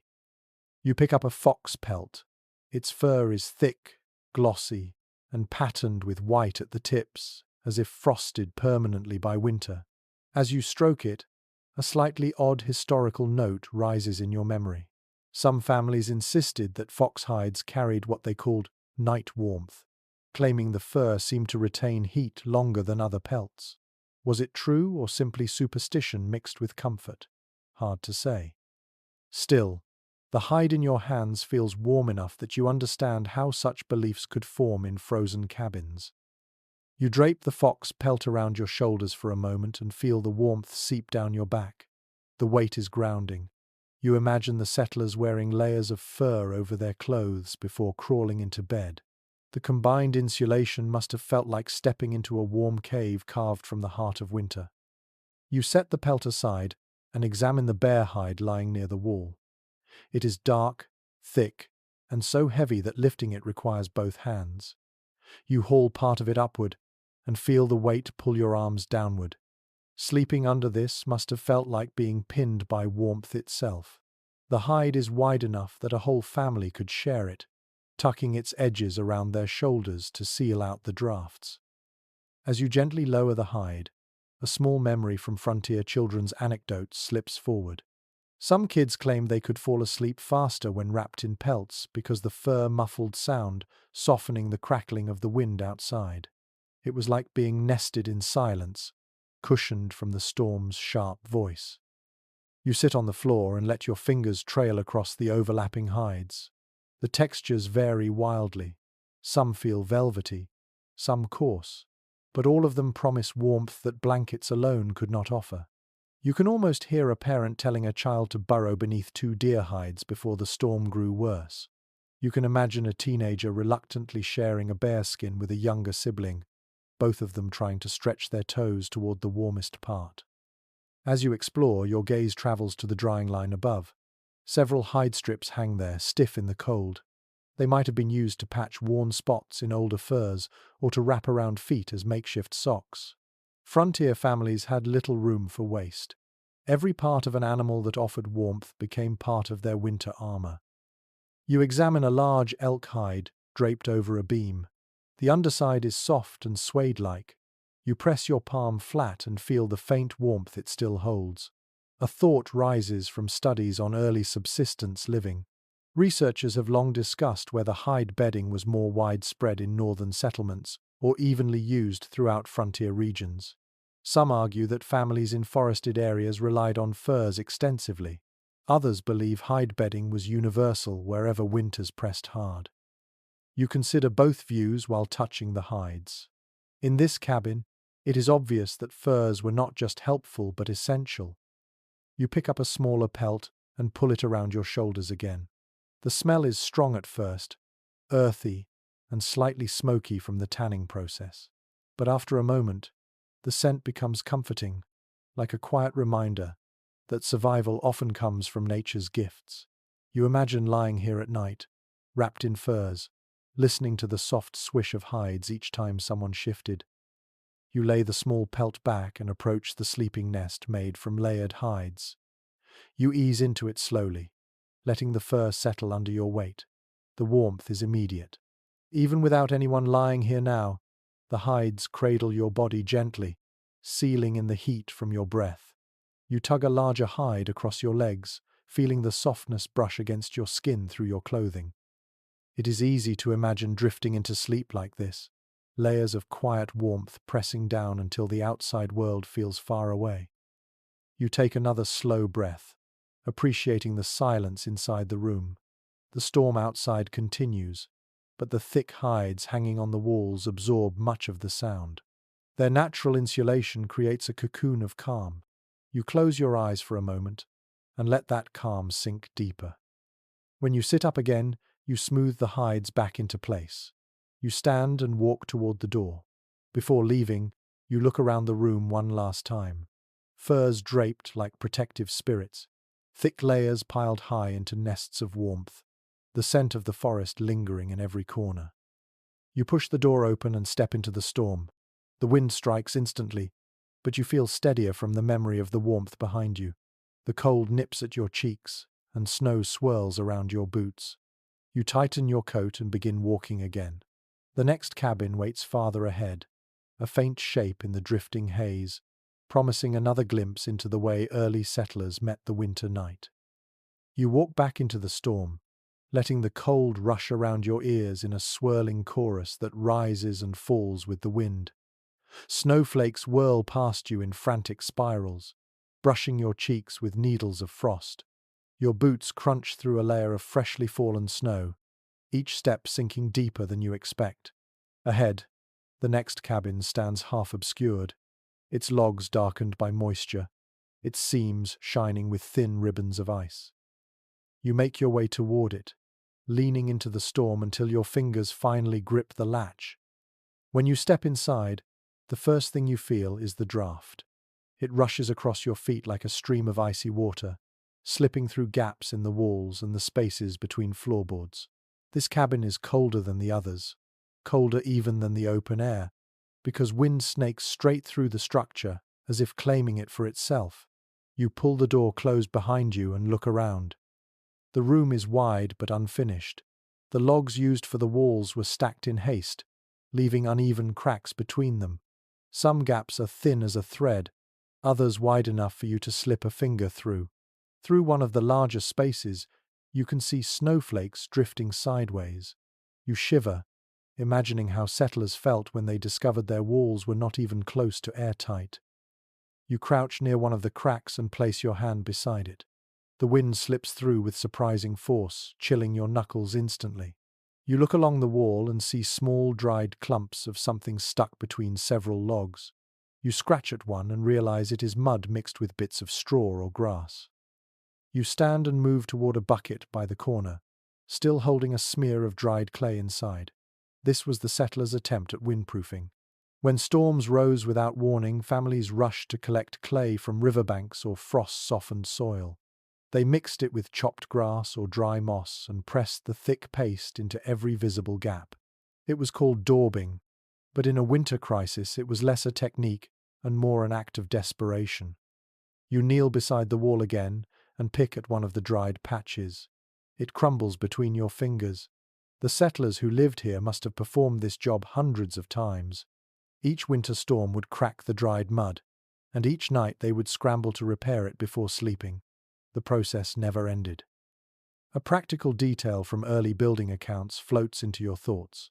Many frontier families relied on clay ceiling because proper chinking materials were scarce, and the cold arrived long before ideal construction methods could be completed. The clay paste worked well enough when temperatures held steady, but violent weather made it brittle. You can see that truth in every cracked patch along the cabin wall. You reach for a narrow stick lying nearby. A bit of dried mud still clings to its tip. This might have been used to push the clay deeper into the cracks. You turn it in your hand and visualize someone rushing through this room, pressing mud into the walls while a storm raged outside. A faint, slightly strange memory from a traveler's journal drifts to the front of your mind. He wrote that some families believed adding ash to the clay strengthened it and kept evil winter spirits from slipping through the cracks. You smile softly at the thought. Whether those beliefs held any weight or not, you understand how deeply people wished for even a hint of protection during brutal nights. You walk toward the far wall where a large crack runs from the floor to halfway up the logs. The wind pushes snow into the room through that gap, leaving a small pile drifting along the floor. You kneel and scoop it away. The cold sticks to your glove, melting slightly, chilling your fingertips even through the thick fabric. Beside the crack stands a bowl filled with mud that has frozen solid. You tap its surface, and the clay echoes like stone. If this storm had arrived before the family could complete the ceiling, they would have been forced to work with mud barely soft enough to shape. You imagine their cold hands, knuckles stiff, trying desperately to smear frozen clay along the walls before nightfall. You stand and scan the room again. The furniture is sparse and pushed away from the outer walls. That was common. Settlers often moved their sleeping spots toward the center of the cabin during winter storms because the walls became too cold to lean against. You imagine someone dragging their straw mattress a few inches closer to the fire pit each night, adjusting its position based on where the wind found new cracks. A reflection from historical studies surfaces. Researchers have long discussed whether clay ceiling truly made a significant difference in cabin warmth or whether it was more symbolic than effective. Some say it kept wind out well enough to prevent frostbite. Others argue the ceiling only slowed drafts rather than stopping them entirely. As you stand here feeling the cold swirling through the cracks, you can understand both views. You turn your attention to the small fire pit in the center of the room. It is not lit. Only cold ash and blackened stones remain. Without proper windproofing, any flame here would flicker wildly, smoke twisting unpredictably through the cabin. You brush ash aside with your glove and trace the circle of stones. Their soot darkens your fingertips. You walk back to the wall and press your ear against the logs. The storm outside growls like distant thunder. The cold radiates through the wood, brushing your cheek as if reminding you that winter is always searching for a way inside. You pull away slowly and exhale. You walk toward a shelf along the back wall. On it sit several handfuls of dried grass and moss, collected in anticipation of more daubing. You pick up a handful. It crinkles softly, smelling faintly of earth and old rain. You picture someone kneeling on the floor, mixing this with clay as the storm roared outside. Their hands would move quickly, pressing the mixture into cracks, smoothing it with a flat stone or bare palm. You set the grass back and shake the numbness from your fingers. The storm rattles the shutters again, sending a thin line of snow drifting downward. You hold your breath for a moment and imagine lying here at night. No fireplace, no embers, only the fragile clay holding back the winter. You step to the center of the room and look around. Everything in this cabin echoes the settler's determination. Clay smeared by cold hands, moss stuffed into cracks, grass woven into tiny ropes to bind loose logs. This place is held together not just by wood, but by endurance. You breathe deeply and let your shoulders soften as you imagine the family settling in for sleep. They would huddle in the center of the cabin, wrapped in layers, listening to the wind probe the walls for weaknesses. Someone might rise in the middle of the night to press more clay into a new draft. They might whisper reassurance to a scared child, promising the wall would hold until morning. You move toward the door. The latch is cold against your glove. You pull it open and step back into the swirling storm. Snow immediately clings to your boots, and the wind grabs at your coat like an impatient hand. You take one last look at the drafty cabin behind you. It feels like a testament to the settlers' resourcefulness. They patched and repaired until the walls could last another night, and another after that, surviving winter with little more than earth, grass, and relentless perseverance. You turn toward the next faint shape in the distance and begin walking, eager to discover the next story the cold world holds. You walk deeper into the storm, letting the wind wrap around you in long, icy ribbons that snap against your coat. The night blurs into white swirls, flakes drifting sideways, sometimes upward, sometimes in tight circles that make the world feel tilted. Your boots grow heavier with each step as snow packs against the soles.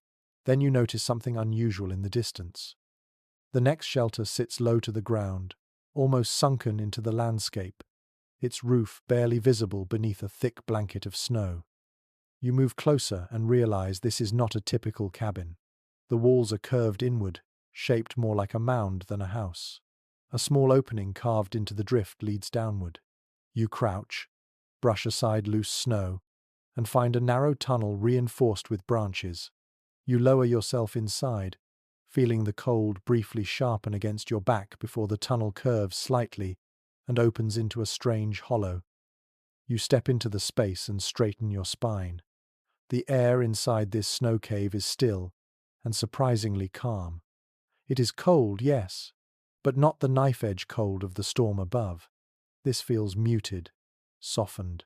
The sound of the wind is distant now, muffled so deeply that it becomes nothing more than a long hum pressed against the outer walls. You lift your hand and touch the snow wall beside you.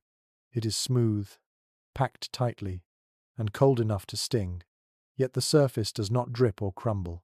Snow, when shaped correctly, becomes an excellent insulator, trapping pockets of air inside its structure. Settlers sometimes learned this from observing indigenous winter shelters, noticing how snow caves stayed warmer than half-finished cabins in a storm. You walk farther into the hollow. The ceiling rises a little, just high enough for you to stand fully. A low bench of snow lines one side of the wall. On top of it sits a thick layer of straw covered by a hide, forming a simple sleeping shelf. You run your fingers along the hide. It is stiff from cold but not brittle. You imagine lying here, pressed between the insulating wall and the warm weight of layered furs. A memory from frontier correspondence flickers. Some travelers wrote about spending nights in makeshift snow shelters after losing their way on winter roads. They described the shock of discovering how much warmer the interior felt compared to the open night. Snow, when packed right, sealed out the wind like a surprisingly loyal shield. You kneel beside the sleeping shelf and place your palm against the hide again.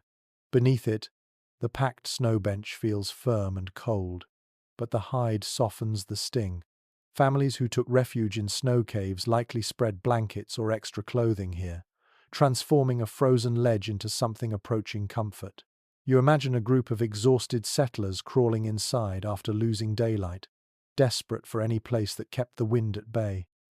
As you explore, an unusual detail from oral winter lore comes to mind. Some people insisted that snow caves carried a gentle heartbeat sound at night, created by distant gusts brushing across the outer walls.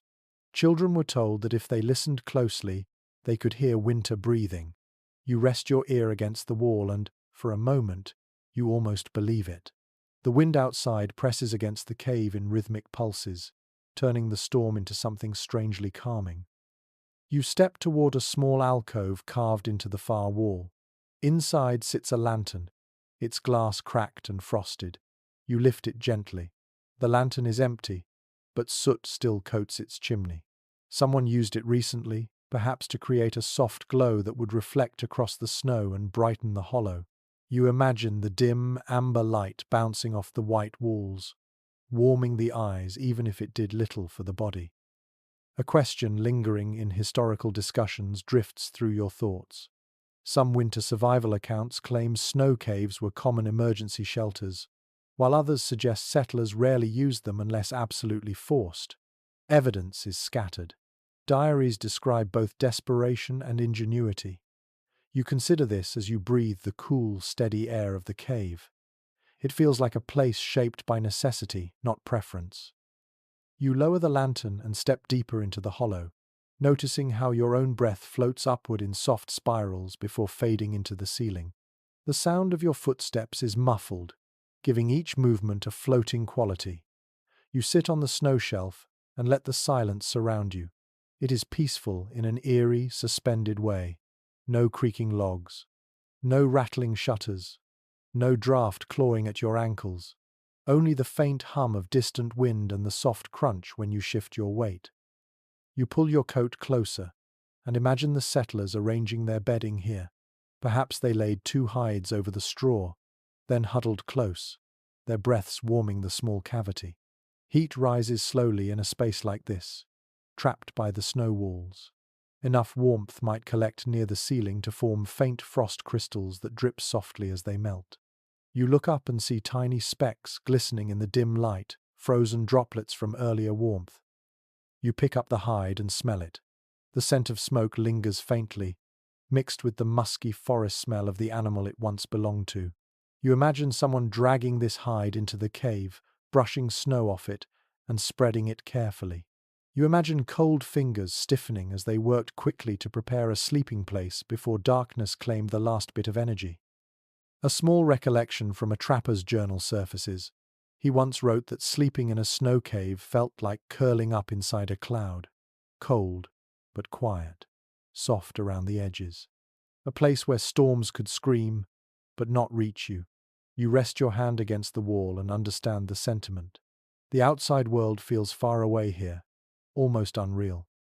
You rise and move toward the tunnel entrance. The slope upward glows faintly with filtered light from above. You crouch and crawl through the narrow passage.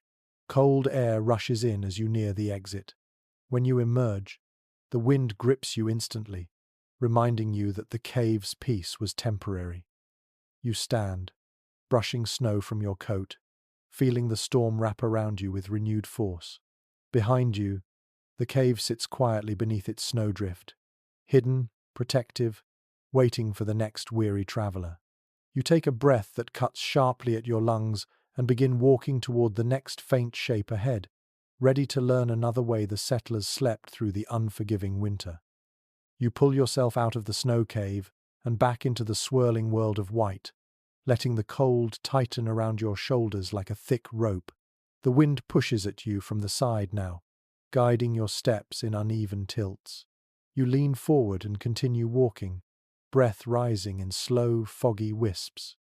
As you navigate the deepening drifts, you begin to see a faint cluster of shadows ahead. Not trees, not rocks, something more structured. You narrow your eyes and realize it is a small group of cabins gathered close together, almost touching corners. You approach the nearest one and push the door open. Inside, the room is dim but warmer than you expect. Several pallets line the floor, each covered in blankets and clothing, and none of them belong to only one family. You step farther in and notice footprints in the snow-covered floorboards. Many pairs of boots have crossed this threshold recently. This cabin is a community shelter, a place where neighbors gathered when storms grew too wild for anyone to sleep alone. You look around and imagine the scene just a few hours ago. People from nearby homesteads hurrying through the blizzard, clutching blankets and small bundles of food. Children carried on hips, faces wrapped tightly in scarves. Adults knocking on the door, not with hesitation but with relief. Frontier winters erased boundaries quickly. Rivalries softened, grudges faded. The cold made companions out of everyone. You kneel near the largest sleeping pallet. It is wide enough for at least 5 people. You press your hand against the blankets. The lingering warmth is unmistakable. Someone slept here not long ago, wrapped shoulder to shoulder with others. You imagine adults lying at the edges while children slept safely in the middle, bodies arranged like spokes around a shared source of heat. A practical detail from community settlement accounts slips into your thoughts. During severe winters, families often sheltered together because body heat multiplied more effectively in groups than in isolated cabins. Entire neighborhoods sometimes slept in shifts, trading places on the warmest pallet. Standing here in the soft dimness, you feel the truth of that strategy. The air still holds their shared warmth and the faint murmur of many conversations layered atop one another. You walk toward the corner and notice a small wooden table with remnants of a communal meal, bits of dried bread, a half-empty clay pitcher, and a bowl smeared with traces of stew. The room smells faintly of cooked meat, herbs, and smoke. You picture a circle of settlers gathered around the table, passing the bowl carefully to make sure everyone had at least a small taste before lying down together. A small, unusual detail flickers in your memory. Some settlements used a simple call across the valley when storms became too dangerous. A whistle, a knock pattern, or even a lantern hung outside the door signaled neighbors to gather. You imagine hearing that call faintly through the storm, guiding families toward shared shelter like a fragile beacon. You walk across the room and examine a stack of quilts folded near the wall. They are mismatched, clearly brought from different homes. Some made of thick wool, others of scrap cloth pieced together lovingly, some lined with worn fur. Every quilt carries warmth from a different household, now layered into one communal heap. You pick up a quilt and shake it gently. Straw dust drifts off in a pale cloud, catching the soft light. You drape the quilt over your shoulders. Its warmth settles onto your back like a small embrace. You imagine lying beneath this same quilt with several others, their breaths rising and falling beside you, the combined heat making sleep feel possible in the bitter cold. You walk toward the far pallet, noticing footsteps circling around it. A few stones wrapped in cloth sit nearby, probably warmed earlier by a fire and passed between people during the night. You pick one up. It is cold now, but the cloth still holds the faint memory of heat, as if someone clutched it tightly for comfort. A reflection from settlement community studies drifts into your mind. Some researchers believe these group shelters formed naturally out of necessity, while others think communities planned them in advance as winter strategies. Historical evidence is scattered. Some journals describe spontaneous gatherings during storms. Others mention shared houses designated for emergencies.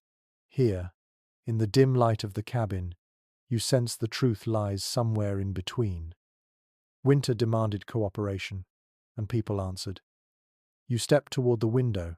Frost covers the shutter in delicate patterns.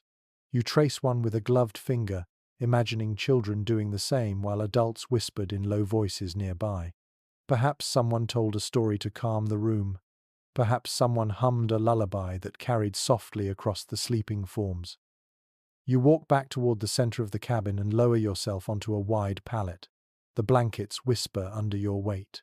You lie down for a moment, letting your eyes drift closed. The quiet inside the room grows deeper. The storm outside becomes a distant roar, softened by thick walls and the memory of shared warmth. You can almost hear echoes of laughter, murmurs of conversation, and the slow breathing of many bodies resting together. It feels safe in a fragile, temporary way. You sit up again and let the blankets fall from your shoulders. As you stand, the cabin sighs under a new gust of wind. Snow shifts against the outer wall with a faint hiss. You walk to the door, rest your hand on the latch, and pause. You picture the settlers waking in the morning, stretching cramped limbs, sharing the last scraps of food, and preparing to walk back through the snow to their own cabins. For one night, they survived together. You open the door. The storm greets you instantly, swirling around your boots and tugging at your coat.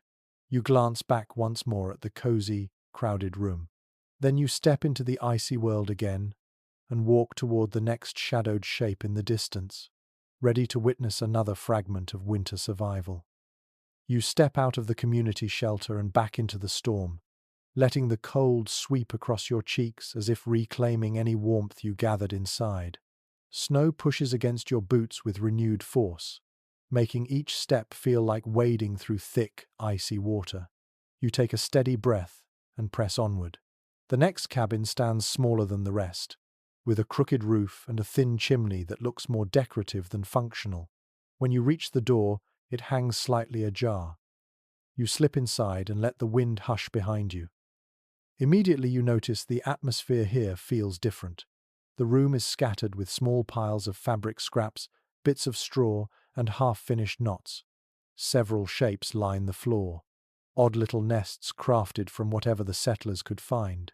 These are children's sleeping corners, improvised by tiny hands and curious minds during the long winter evenings. You kneel beside the nearest nest. It is a small dome made of straw, old scarves, and a faded quilt torn almost completely in half. Inside, the space forms a pocket just large enough for a child to curl into. You run your hand through the straw. It rustles softly, releasing a faint scent of dried grass mixed with something sweet, maybe from crushed berries used as dye. You picture children laughing quietly as they gathered scraps from around the cabin to create these sleeping hideouts. While adults worried about drafts and storms, kids saw opportunity. They shaped their own comfort, weaving imagination into the harshness of winter. A detail preserved in several early settlement recollections rises in your thoughts.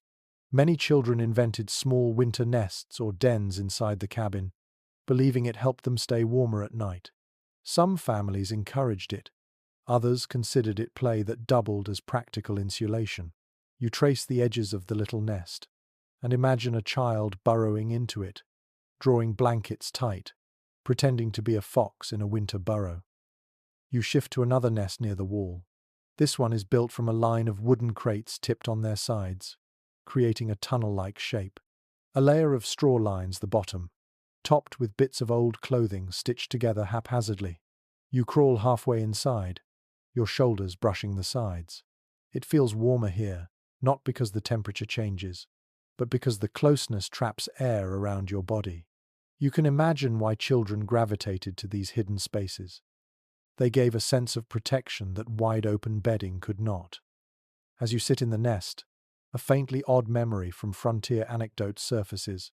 Some children claimed that arranging their nests in certain shapes brought good dreams, triangles for bravery, circles for comfort, narrow tunnels for adventurous sleep.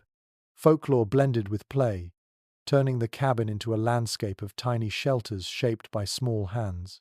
You smile as you lean back, imagining a parent shaking their head fondly but allowing the child's creation to remain untouched. You stand and examine the far corner of the room. Here, a larger nest sits against the wall. It looks more deliberate. Perhaps older siblings or even adults helped construct this one. Branches form a small frame, covered with hides and thick cloth. You lift a flap and peek inside. The space is surprisingly warm. The hide overhead traps heat, while the walls of the nest block drafts more effectively than open beds. You imagine multiple children crawling into this shared space, giggling quietly before sleep stole their voices. A quiet question from historical studies enters your thoughts. Some researchers suggest these improvised sleeping spots were widespread during harsh winters, while others think only families facing extreme conditions relied on them. Diaries reveal both. Some mothers wrote proudly about children building burrows, while other accounts mention no such thing.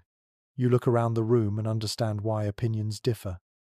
These nests were born from creativity, not necessity alone, and families varied widely in how they approached bedtime warmth. You walk toward a small stack of cloth scraps on the table. Someone cut pieces from worn shirts, torn dresses, and frayed socks. You rub the fabric between your fingers. It is thin but soft. Children likely used these scraps to patch their nests or add layers inside their burrows. You imagine their tiny hands working carefully, determined to improve their shelters just like the adults patched cracks in the cabin walls. You move to the window, where frost clings in thick patterns, curling outward like delicate white leaves. You wipe a small section clear with your glove. Outside, the storm still hurls snow across the land, erasing shapes as quickly as they appear. Inside, the nests feel like private worlds where children escaped the fear of the wind and created something they could control. You walk back toward the center of the room and lower yourself onto one of the larger nests. The walls hug your sides gently. You close your eyes and listen. The storm outside becomes a soft rumble here, muted by cloth and straw. You imagine the quiet breathing of children drifting to sleep, the warmth of their bodies filling the tiny space, their laughter replaced by soft murmurs as dreams began. Another small memory surfaces from the writings of a traveling schoolteacher. She noted that winter brought out remarkable ingenuity in frontier children.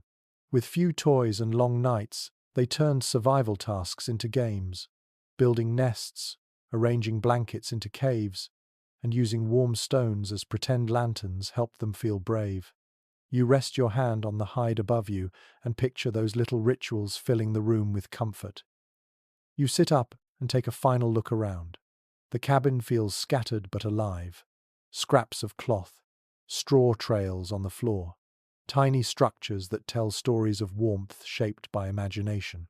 Despite the bitter cold outside, these nests carry a strange sense of joy, as if children met winter with resilience wrapped in play. You rise, brush straw from your coat, and walk toward the door. As you open it, the wind rushes inside immediately, snatching loose strands of straw into the air. You step out and pull the door closed behind you. The storm embraces you again, all swirling white and sharp breath. You tuck your chin into your collar and continue through the drifts. Ahead, another shelter waits in the distance, offering its own tale of survival in the frozen night. You push onward through the storm again, your boots sinking so deeply that each step feels like lifting your legs out of wet cement. Your breath hangs in front of you in soft clouds, then disappears into the wind as if swallowed whole. The cold has settled into your bones now, a steady hum beneath your skin. Still, you keep walking. Far ahead, a small, narrow cabin leans slightly to one side, its roof thick with ice, its door coated in a smooth layer of frost. You reach the entrance and press your palm against the frozen wood. The frost cracks beneath your hand like thin glass. You push the door open and slide inside. The interior is dark. Only a thin sliver of grey daylight squeezes through a warped gap in the wall. As your eyes adjust, you see a long pallet in the center of the room, covered with blankets stiffened from cold. A faint glitter coats the bedding. You walk closer and realize what you are seeing. Ice. A thin, delicate crust of frost clings to every blanket, shimmering faintly in the dim light. You touch the surface, and crystals melt instantly under your fingertips. This must have been a morning scene for countless settlers.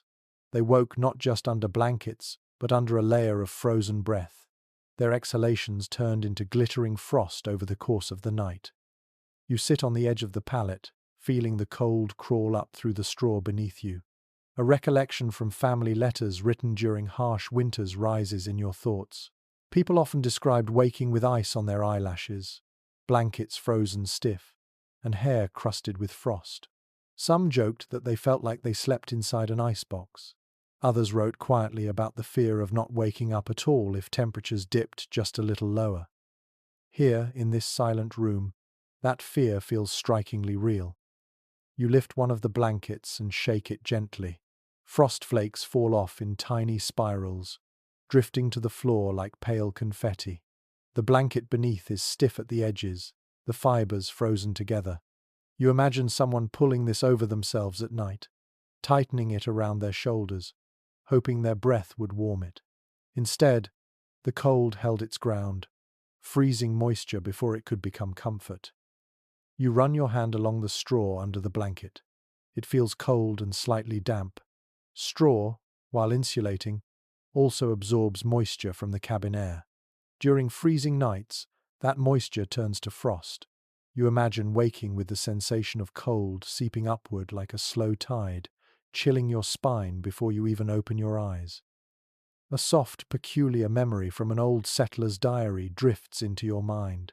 One family described how they sometimes shook their blankets so vigorously in the morning that the room filled with glittering frost flakes, making it look, for a brief moment, like a snowstorm inside. The children found it enchanting. The adults found it exhausting. You picture that scene now, frost sparkling in the air as the family prepared for another day of fighting the cold. You shift on the pallet and look toward the window. Frost curls along the shutter in delicate streaks, ice feathers, thin and branching like winter flowers. The patterns are beautiful, but you know they signal how completely the cold invaded this space. A window that freezes inside is proof the air offered almost no protection. You pull the blanket closer and lay it across your lap. The fabric creaks faintly. This is what winter sleep looked like before modern insulation, before sturdy stoves, before airtight walls. People drifted into slumber with the storm rattling outside, breath warming only the smallest circle around their face until frost claimed everything else. A point often discussed by historians comes quietly to mind. Some scholars describe frost-covered mornings as a common feature of early frontier life, almost expected. Others argue that the worst frost inside cabins happened mainly in poorly built shelters or during exceptional storms. The surviving accounts vary widely, making the truth hard to pin down. Sitting here, with frost flakes still clinging to the blankets, you sense how easily both interpretations might be correct. You rise slowly and walk toward the wall. A draft slips between two logs, brushing your cheek with icy breath. You press your palm over the gap. The cold passes through your glove immediately. a reminder of how fragile these shelters were. Even well-built cabins struggled to keep out the night chill when temperatures plummeted. You imagine a family waking every hour to push more grass or cloth into the cracks, desperate for any buffer that might soften the frost forming inside the room. You turn back toward the pallet and lower yourself onto the edge once more. For a moment, you close your eyes and imagine lying here at dawn. You feel frost on your blanket, your breath condensing into little puffs of ice that fall back onto your chest. You hear the soft crack of frozen fabric. You smell the faint scent of cold straw and smoke from last night's embers. The cold is everywhere, pushing into your bones, nudging you awake with its persistent whisper. You open your eyes and stand again. The frost glitters faintly on the blankets, quiet and delicate. A strange beauty hides beneath the hardship, a shimmering reminder of the quiet battles fought each winter morning. You walk toward the door and pull it open. The storm greets you instantly with its familiar blast of icy air. You step outside, letting the wind wrap around you once more. The snow crunches beneath your boots, heavy and unforgiving. You take a deep breath and continue walking toward the next shelter rising faintly in the distance. Your journey through this frozen world is far from over, and the night still holds many stories of how settlers fought for warmth in a land determined to freeze everything it touched. You push through another curtain of swirling snow, the storm thickening until even your own hands seem distant in the white haze. The cold speaks louder now, humming against your ears like a low warning. You press onward anyway. Somewhere ahead, barely visible through the blur, you notice a narrow structure built along the side of a trail. No fields surround it, no stacked wood, no sign of long-term settlement.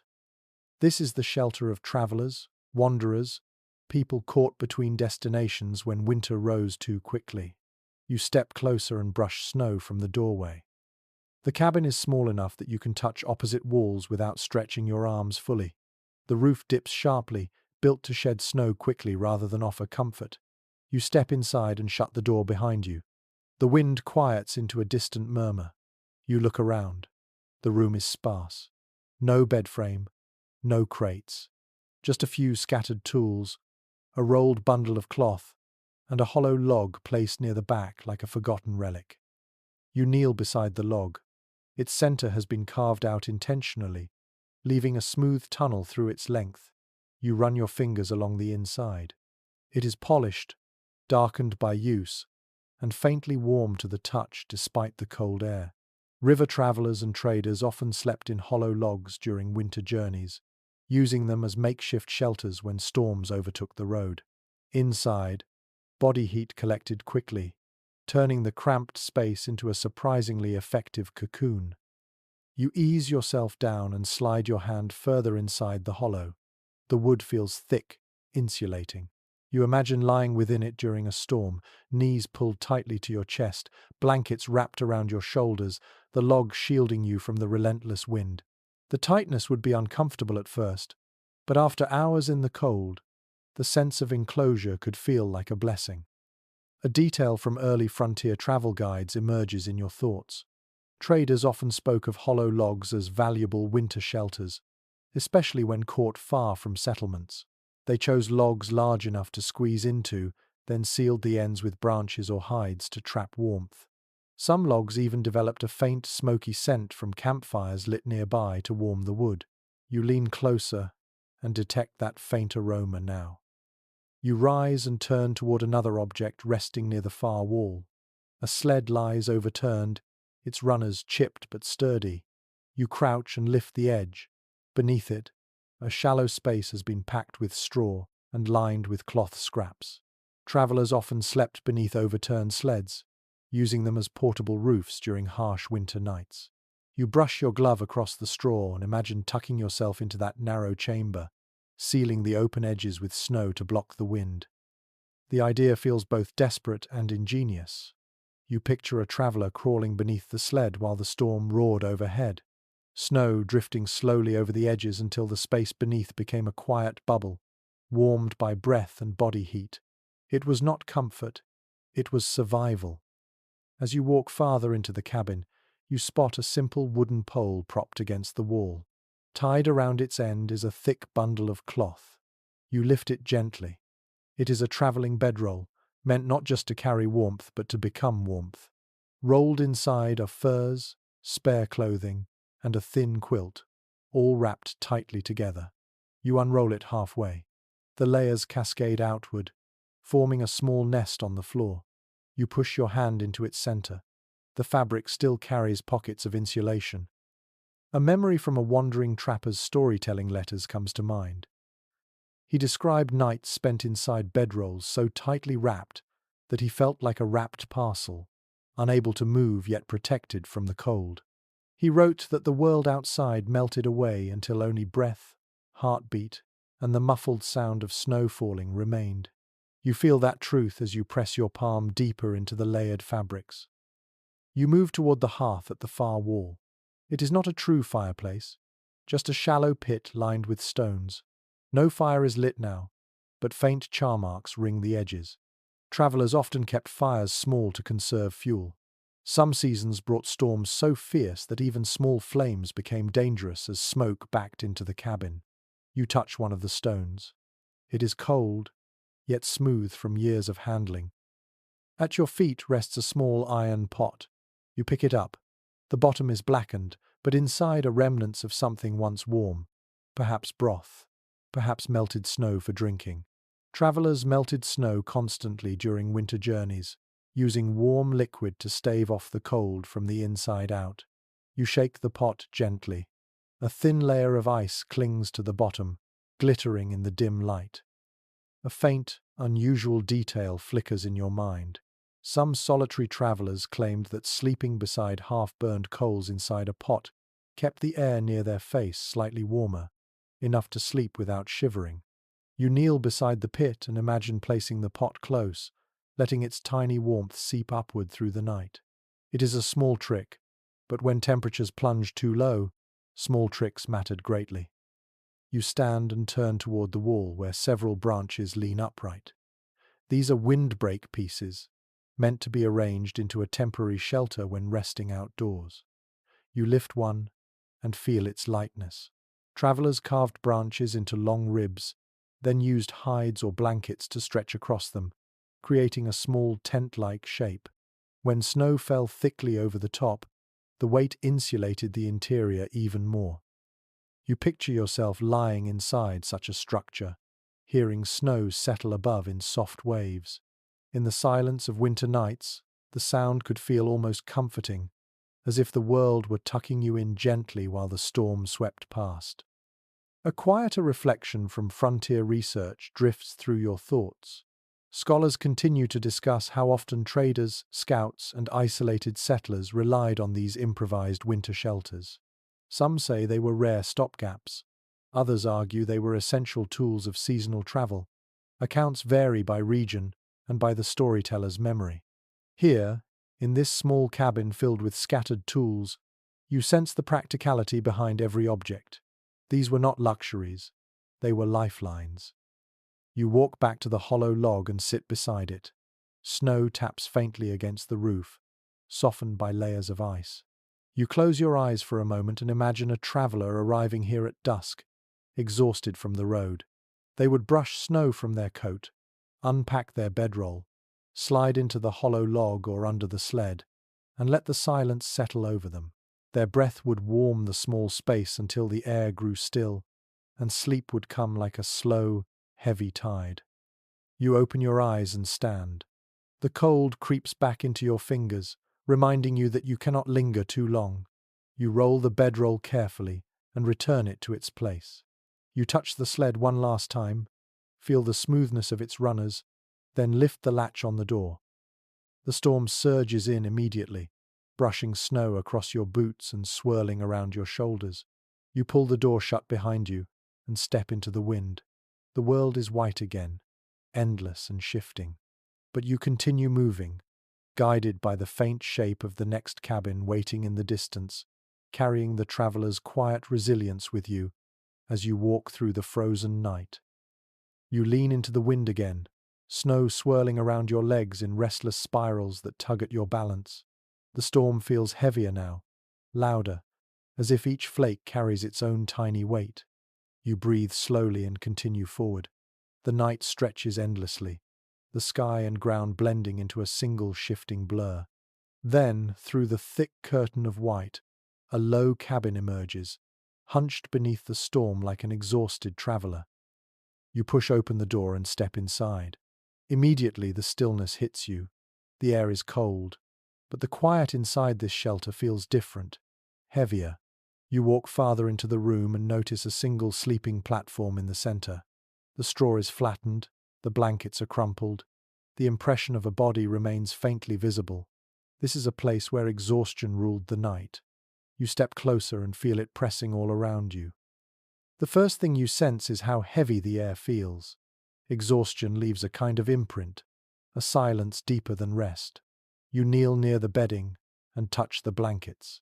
They are cool now, but beneath them, the straw carries a hint of warmth trapped earlier by a body, too tired to move much during the night. A recollection from frontier journals surfaces. Settlers often wrote about the crushing weariness brought on by winter, chopping wood in freezing air, dragging heavy loads through snow, repairing cracks in cabins, fetching water through ice. Every task consumed energy faster than the cold allowed them to regain it. Some nights, people collapsed onto their bedding without even removing their boots. You stare at the platform and imagine that kind of exhaustion, the kind that steals words and thoughts and leaves only breath. You sit on the edge of the bed and let your shoulders soften. Your body mirrors the weariness that once filled this room. The cold creeps through the straw and climbs up your spine, but instead of biting sharply, it feels strangely dull, muted beneath imagined fatigue. You close your eyes for a moment and allow yourself to sink into that lingering heaviness. You open your eyes and turn your head. A coat hangs from a peg near the door. Its sleeves are stiff, dusted with frost, and the hem is coated in dried mud. You lift it and feel its weight. Heavier than a modern coat by far. Thick wool layered over more wool, patched repeatedly along the seams. You can imagine someone shrugging into it each morning, their muscles aching, their breath clouding the inside of the collar as they prepared for another grueling day. A small, unusual fragment from winter letters floats into your thoughts. Some settlers claimed that the cold made their dreams feel heavier, as if sleep added weight instead of removing it. They wrote about waking with limbs that felt filled with sand, their bodies reluctant to rise even as daylight crept into the cabin. You picture someone lifting their head from this very bedding, feeling the stiffness in their neck and the dull ache in their shoulders. You rise and move toward a narrow table pushed against the wall. On it lie a few tools, each one worn from long use. A missing hammerhead, a wooden spoon cracked at the edge, a small flintstone resting beside half-burned tinder. You run your fingers along the handle of a dull knife. The tools whisper stories of hands too tired to repair them properly after a long day, promising to mend them tomorrow, then tomorrow again. You step back and notice footprints near the door, small and hesitant. Perhaps someone woke repeatedly here, not from warmth or comfort, but because the cold stole sleep away in brief slices. Fatigue becomes a different creature in winter. It does not simply make you sleepy. It drags at your mind, dulls your instincts, slows your reactions. Settlers wrote about it often, the way tiredness made simple tasks dangerous, how chopping wood half asleep could lead to disaster, how the cold magnified every mistake. You kneel beside the fire pit. It is empty except for a few blackened scraps. You touch one and feel it crumble between your fingers. Whoever slept here last night had no fire to warm them. Maybe they were too tired to gather wood before the storm. Maybe the wood was too wet. Maybe they simply fell into bed and hoped blankets alone would carry them through the night. A thought drawn from winter hardship studies stirs in your mind. Scholars often discuss winter exhaustion as one of the greatest hidden threats of frontier life. Not starvation, not predators, not even the cold itself, but the exhaustion that turned the simplest decision into a gamble. Some researchers argue it played a larger role in winter deaths than frostbite.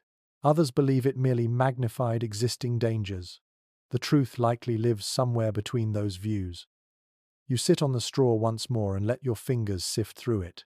The fibers scratch your gloves. The faint smell of old grass rises from the bedding. You close your eyes and imagine lying here after a day spent fighting the storm. The chill in the air would feel distant compared to the weight in your muscles. Your eyelids would fall before your mind could form a thought. Even fear would fade under the pressure of exhaustion. You stand again and move toward the far wall. A thin crack in the logs lets in a faint draught. The cold seeps through steadily, brushing your cheek like a whisper. You imagine someone waking every hour to push cloth into that crack, only to fall back asleep before finishing the task. Fatigue makes even simple repairs feel monumental. You glance back at the bedding. The blankets lie tangled, twisted as if someone shifted constantly through the night. Never fully warm, never fully rested. You approach and lift one corner. The fabric is stiff at the edges. Moisture from breathing has frozen there. You lower it again gently, mindful of the silent story preserved in its folds. You breathe in slowly and feel the heaviness of the room settle around your shoulders. This cabin holds the memory of countless winter nights when people pushed past their limits because they had no choice. No rest until dawn, no pause from the cold, only the endless rhythm of breath and heartbeat inside a world determined to drain both. You walk to the door and grip the latch. When you pull it open, the storm surges in, sharp and demanding. You step outside and let the cold sweep over you. Behind you, the small cabin stands quiet, holding its silent testimony to what winter exhaustion feels like when warmth is scarce.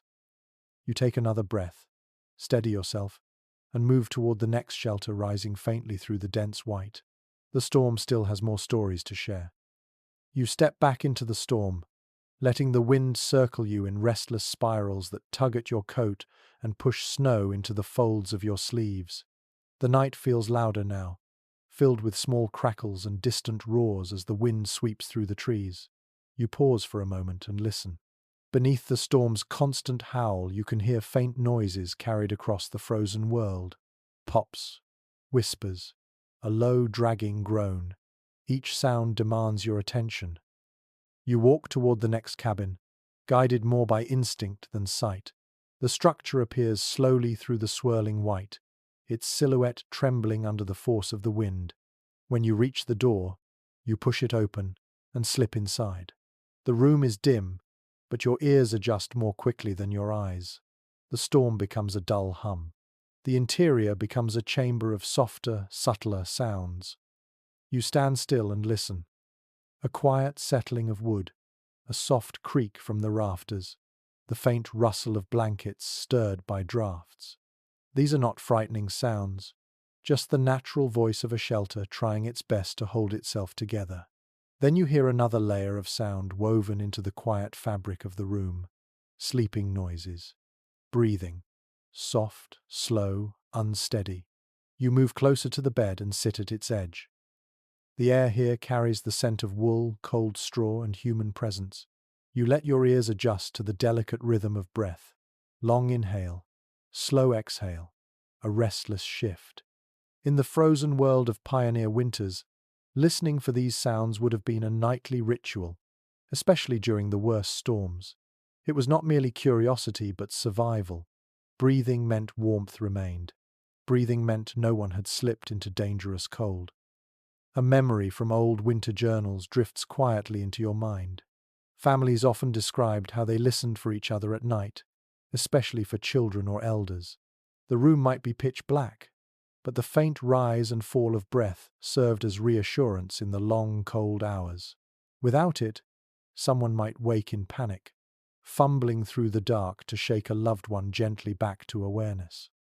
You lean forward and rest your ear close to the blankets. The sound is steady, soft, hovering between sleep and discomfort. The cold makes nighttime breathing shallow. You picture settlers lying here, wrapped tightly, unable to move too much for fear of losing heat, listening for the familiar patterns of breath in the dark. A few steps away, the wall emits a sudden sharp crack. You turn your head slowly. It is not danger, it is the wood contracting under intense cold. You place your hand against the logs and feel a faint tremor. This sound would have been familiar on winter nights. Logs cracking, rafters shifting, trees outside snapping under the weight of ice. You imagine a child waking suddenly, convinced the cabin is splitting in half. A parent whispering reassurance. It is only the cold speaking. You sit back and listen again. Outside, the storm shifts its voice, sending a long, drawn-out wail across the sky. It vibrates through the walls like the moan of distant wolves. And sometimes, it truly was wolves. Travelers wrote of nights when the cries of wild animals echoed through the cold, blending with the wind until it was impossible to tell where the howls ended and the storm began. You walk toward the window. Frost curls across the shutter in delicate lace. You place your ear near the crack and hear something deeper than wind. A low groan from the trees outside, bending under the storm's weight. A distant snap as one finally gives way. That sound could shake a family awake in an instant, sending them to check the roofline, in fear that a fallen branch might crush the cabin. A small, unusual detail from old oral histories flickers into your thoughts. Some families believed that the sounds of winter nights carried warnings. A hollow whistle meant more snow. A deep crack foretold a break in the storm. A rapid tapping meant ice forming dangerously fast. Whether superstition or careful observation, these sounds became part of the settlers' winter vocabulary. You sit again on the sleeping platform and listen more closely. The sounds inside the cabin shift like soft waves. A blanket rustles as a draft slips beneath it. A gentle groan from the bed frame as the cold tightens its joints. A deep sigh from the person sleeping, wrapped tight in layers. These sounds create a fragile symphony of survival. You remember something from scholarly descriptions of winter living conditions. Specialists often note that cold nights demanded constant vigilance.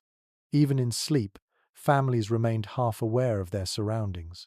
A sudden silence might be alarming. A child's breathing becoming too faint might force someone awake. Some researchers argue these subtle sound checks saved many lives during brutal winters. Others believe they were simply habits born of fear. You let both ideas settle as you listen to the delicate rhythm beside you. You run your fingers across the blanket. The fabric is stiff in places, soft in others. You imagine lying here, eyes closed, ears tuned to every creak, every sigh, every whisper of wind. Sleep would come in fragments, gently pulled away each time the storm changed its voice.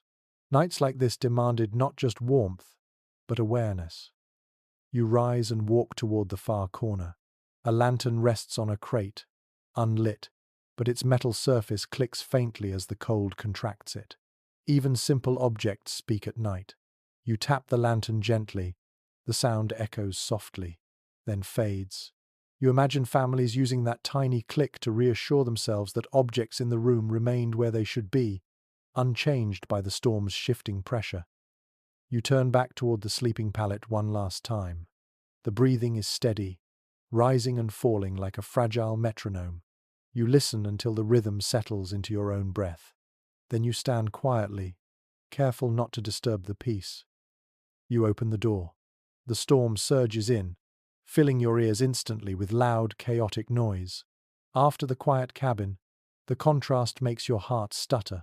But you step outside anyway, letting the wind swallow the calm behind you. You pull your coat tight, lower your head, and continue toward the next cabin faintly visible through blowing snow, carrying with you the memory of winter's hidden sounds and the fragile breaths that once filled this frozen night. You walk into the storm again, letting the wind rush past your ears with a sharp hiss that makes the cold feel even more alive. Snow swirls around your boots in restless spirals, sometimes rising as if trying to climb your legs. You steady yourself and continue forward, eyes fixed on the dark outline of another cabin ahead. This one leans slightly, shaped from old lumber and parts that look suspiciously like they once belonged to something else entirely. When you reach the door, you notice the frame is built from mismatched planks, some smooth, some rough, and a long piece of wagon sideboard forms the lower half. You push the door open and step inside. The air is cold, but calmer than the raging wind outside. As your eyes adjust, You see the room is filled with improvised furniture, crates stacked into a table, broken wagon spokes propped in a corner, and lining one wall, a long sleeping platform built from whatever scraps the settlers could find. You walk toward it, snow falling from your coat as you move. The platform sits a few feet above the ground, supported by crates, splintered boards, and two iron rods that look suspiciously like they were taken from the frame of an old farm cart. You press your hand against the edge. It is sturdy, though slightly uneven. The bedding on top is a mix of old quilts, fur scraps, worn coats, and in one corner, a piece of canvas stretched across a row of twigs. You sit gently on the platform. It creaks softly but holds your weight. You run your fingers along one of the wagon planks used as a support. Its surface is worn smooth by years of travel before it found its final purpose here. You can almost picture the settlers hauling a broken wagon part into the cabin after a long journey, looking at it and deciding it could not carry supplies anymore, but it might carry them through the night. A recollection from early homestead journals comes to your mind.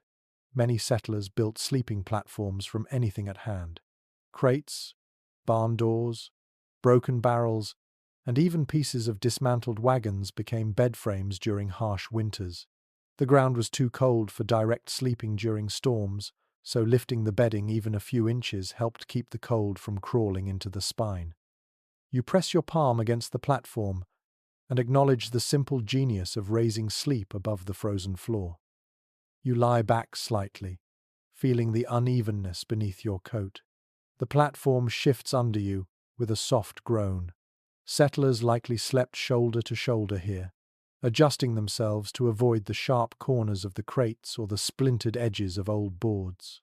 You imagine someone whispering in the dark, shifting to make room for a neighbor or a family member settling in beside them. A small, unusual memory from a traveler's account drifts into your thoughts. He wrote that one family he visited slept on a platform built from two broken cartwheels and a row of crates. When he asked how they managed it, the father laughed and said, "Better crooked than frozen." The phrase echoes softly in your mind as you glance around this improvised sleeping space. You touch one of the blankets draped across the platform. The fabric is heavy, patched in several places where seams wore thin. You lift it slightly. Beneath the blanket, you see layers of materials that have nothing to do with bedding in a modern sense. Pieces of thick canvas, folded burlap sacks, and a worn-out coat missing its buttons. These layers form a kind of patchwork insulation, each piece holding a small amount of warmth. You run your hand along one of the iron rods supporting the bed. It is cold enough to sting your fingers, but its sturdiness must have been reassuring. Even so, it likely carried the faint smell of metal and earth into the bedding, a scent that settlers would have come to accept as part of winter life. As you shift your weight, a crate beneath the platform rattles faintly. You kneel and look under the structure. Several crates are stuffed with dried grass, extra cloth, and even a single fur strip folded neatly. These items served two purposes. They provided storage, and they added insulation under the bed, reducing how much cold seeped upward. You brush your glove across the grass. It crackles softly, smelling faintly of summer fields now forgotten beneath the snow.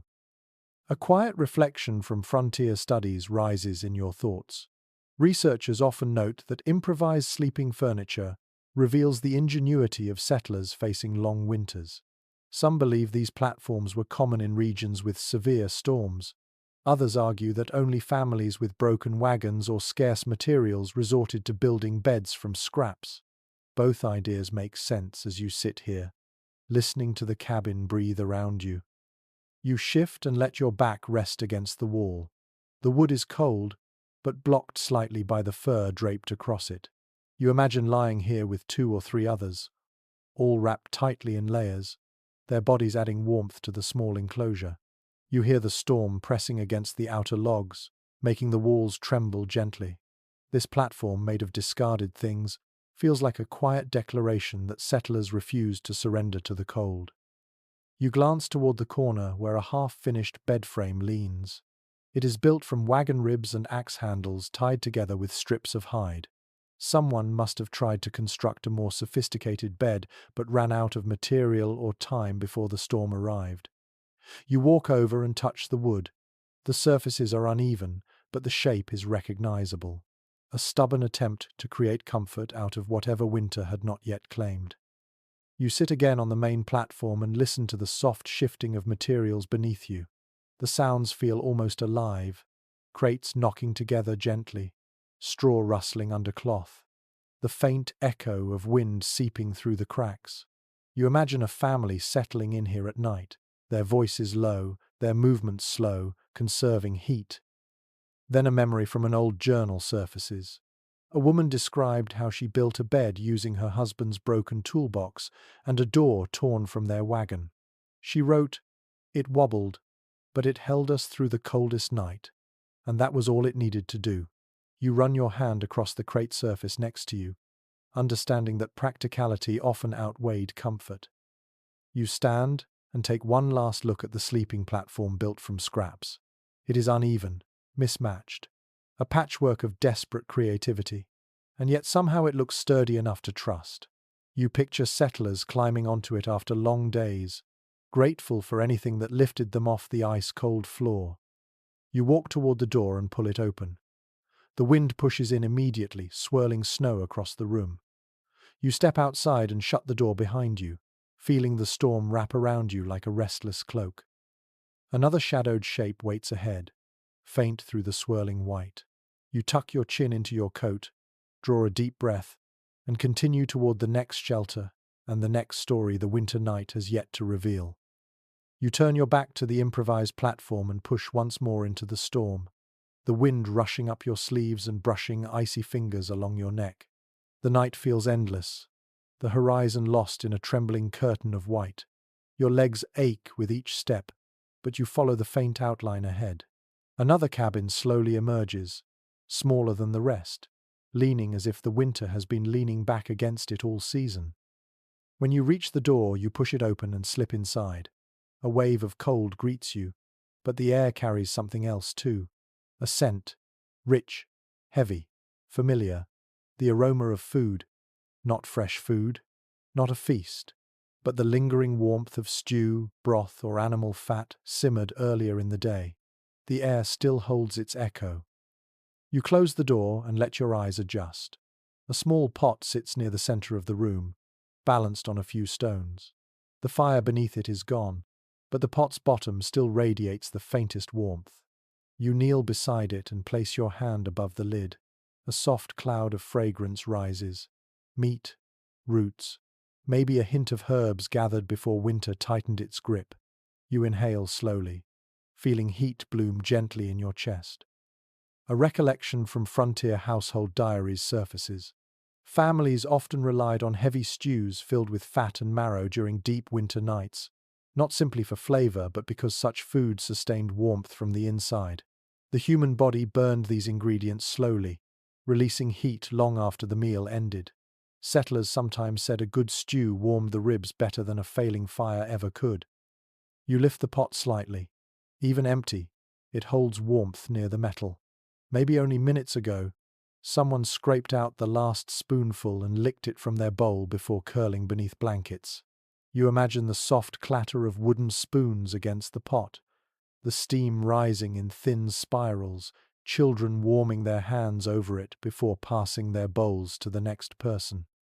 You rise and follow the smell to the far wall, where a row of simple wooden bowls sit stacked. A thin layer of fat coats the inside of one, shining faintly in the dim light. Food like this created a kind of inner furnace for settlers. Animal fat, despite its harsh taste, burned long inside the gut, releasing heat slowly throughout the night. In a world with failing fireplaces, warmth sometimes came from within rather than from the room. A small, unusual detail from frontier lore drifts into your thoughts. Some families believed that eating a spoonful of cold tallow before bed kept nightmares away because it fed the body while the mind rested. You imagine a parent handing a child a hardened chunk of fat, the child grimacing but swallowing it anyway, comforted by the familiar ritual. You sit near the sleeping pallet and feel the faint heat lingering in the air. You imagine someone lying here moments after a warm meal, the fullness in their stomach spreading warmth through their limbs, tired muscles easing, hands thawing. Even the cold settling around them might feel gentler when the body holds a reservoir of heat earned through stew and broth. You shift your gaze to a small wooden crate holding dried pieces of meat, root slices, and preserved fat wrapped in cloth. You lift one of the cloth bundles and peel it open. Inside is a lump of thick, waxy fat, solid now but clearly valuable. Settlers used it as both food and fuel, melting it into broth or adding it to thin meals to stretch their warmth through the night. Next to the crate sits a large wooden spoon darkened by years of stirring. You imagine someone earlier standing over the pot, slowly mixing the stew to keep it from sticking, tasting it with the tip of the spoon, then nodding as the warmth reached their tongue. Maybe they gave the last portion to a child or an elder. Maybe they shared it equally, knowing the cold demanded fairness. A reflection from winter nutrition studies enters your thoughts. Experts often note how essential high-calorie foods were during frontier winters, yet opinions differ on how much these rich meals directly affected nighttime warmth. Some argue that heavy, fatty foods significantly raised internal heat. Others suggest the psychological comfort of a warm meal mattered just as much as the heat itself. As you breathe in the lingering aroma, both explanations feel right. You walk to the fire pit again and sit cross-legged. Though the flame is gone, the stones still hold pockets of warmth. You place your palms against them and feel the soft radiance seep into your gloves. You imagine a family finishing dinner, then sitting close to the pot, absorbing the rising warmth before slipping into their blankets. The glow of the meal would stay within them long after the fire died. A wooden ladle lies beside the pit. You pick it up. Its handle is smooth from countless hands. You hold it near your cheek and catch a faint scent of broth still clinging to it. You lower it gently, letting it rest where it lay, a quiet witness to meals that held families together through countless freezing nights. You stand and walk toward the sleeping platform. You press your palm against the blankets. They are cold now, but you imagine them warmed earlier by bodies made comfortable from food that eased the sharpness of winter. You close your eyes and picture drifting into sleep with the memory of warm stew still spreading through your chest. When you open your eyes again, you take in the room one last time. The pot, the spice of cooked herbs, the soft, steady comfort of food lingering in the air. Even without a fire, the meal left traces of warmth behind, a reminder that the cold could be fought from both outside and inside. You walk to the door, lift the latch and push it open. The storm presses against your face instantly, sweeping the gentle food warmth away. You step out, pulling your coat tighter. Snow crunches beneath your feet as you move toward the next faint shadow waiting through the swirling white. Another cabin, another fragment of winter survival.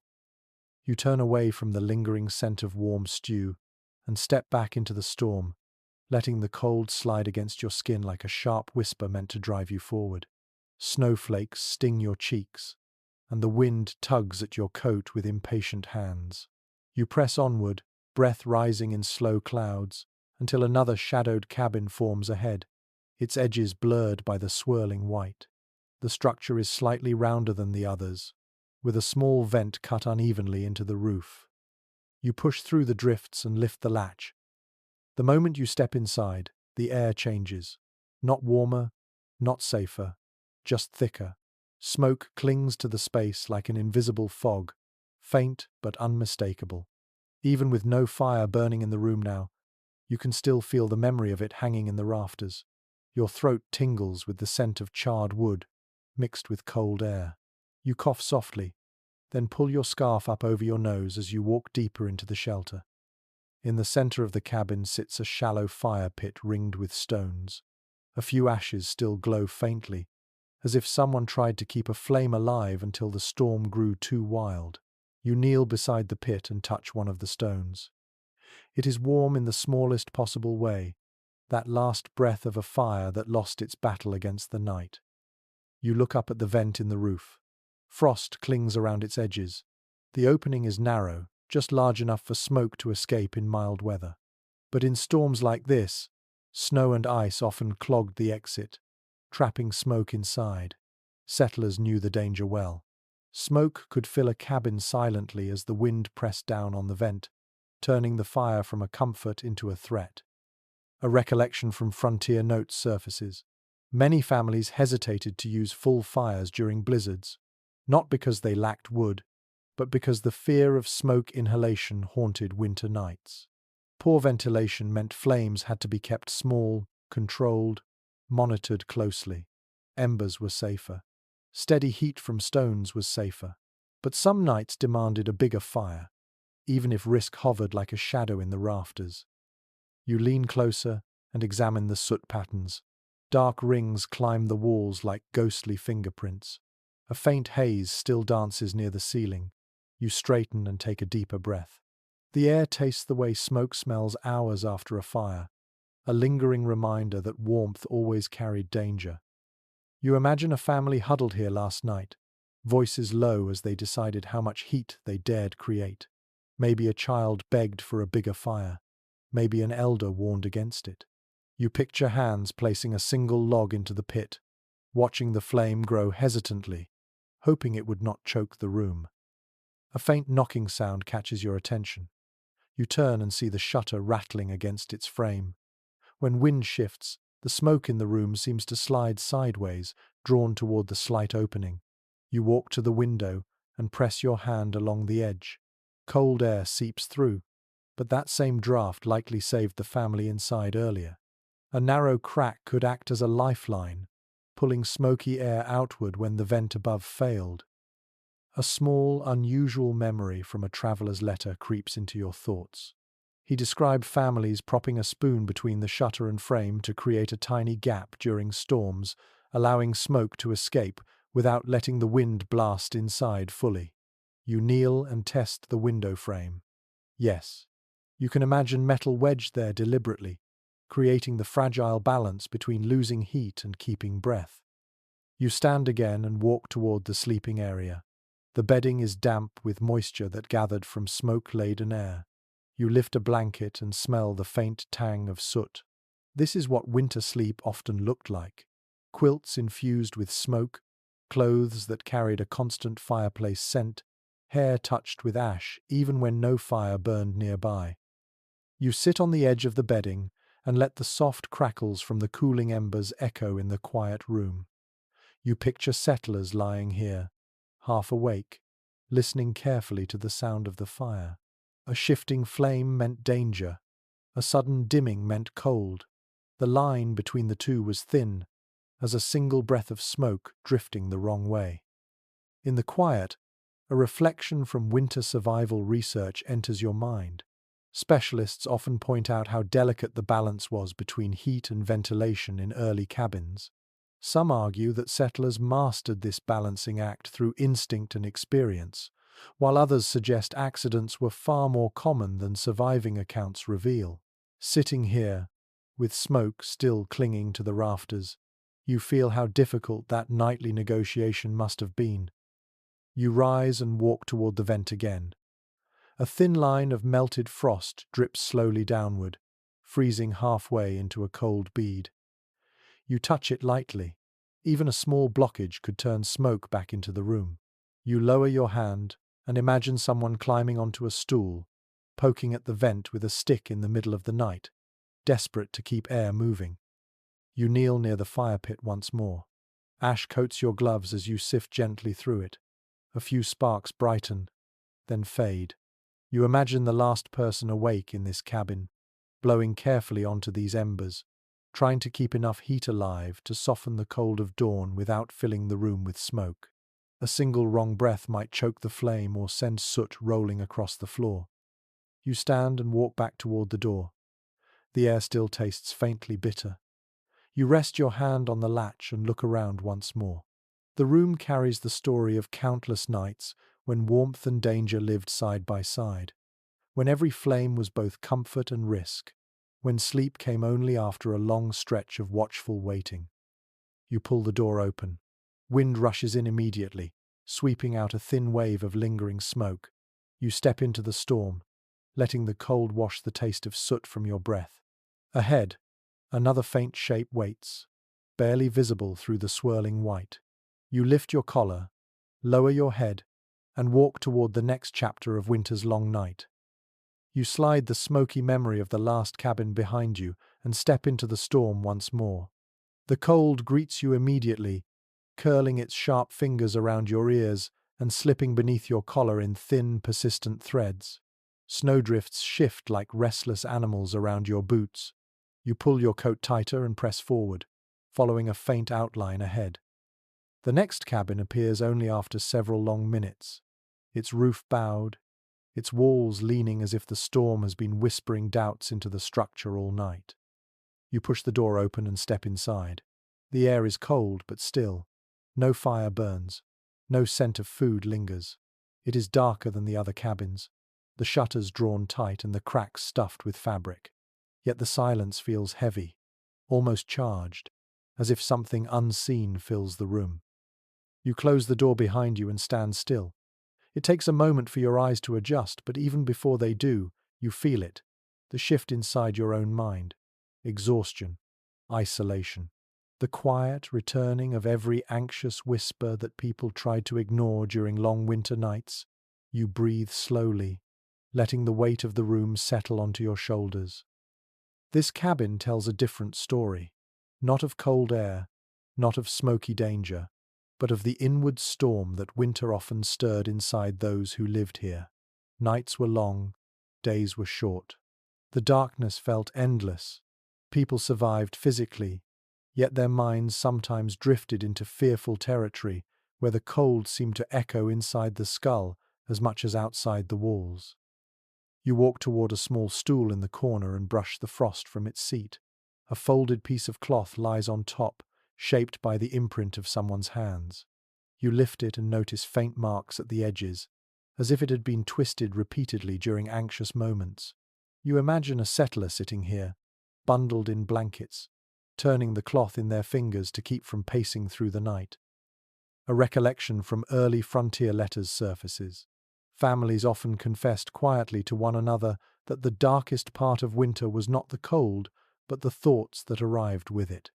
Isolation carved strange patterns in the mind. People imagined dangers where none existed. Every cracking log sounded like a warning.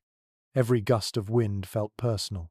The darkness stretched long enough that even strong spirits wavered. You kneel near the bed. The bedding is piled thick, heavier than in other cabins, as if someone tried to bury themselves against thoughts rather than temperature. You press your hand into the layers. The straw beneath is packed tighter, almost flattened entirely.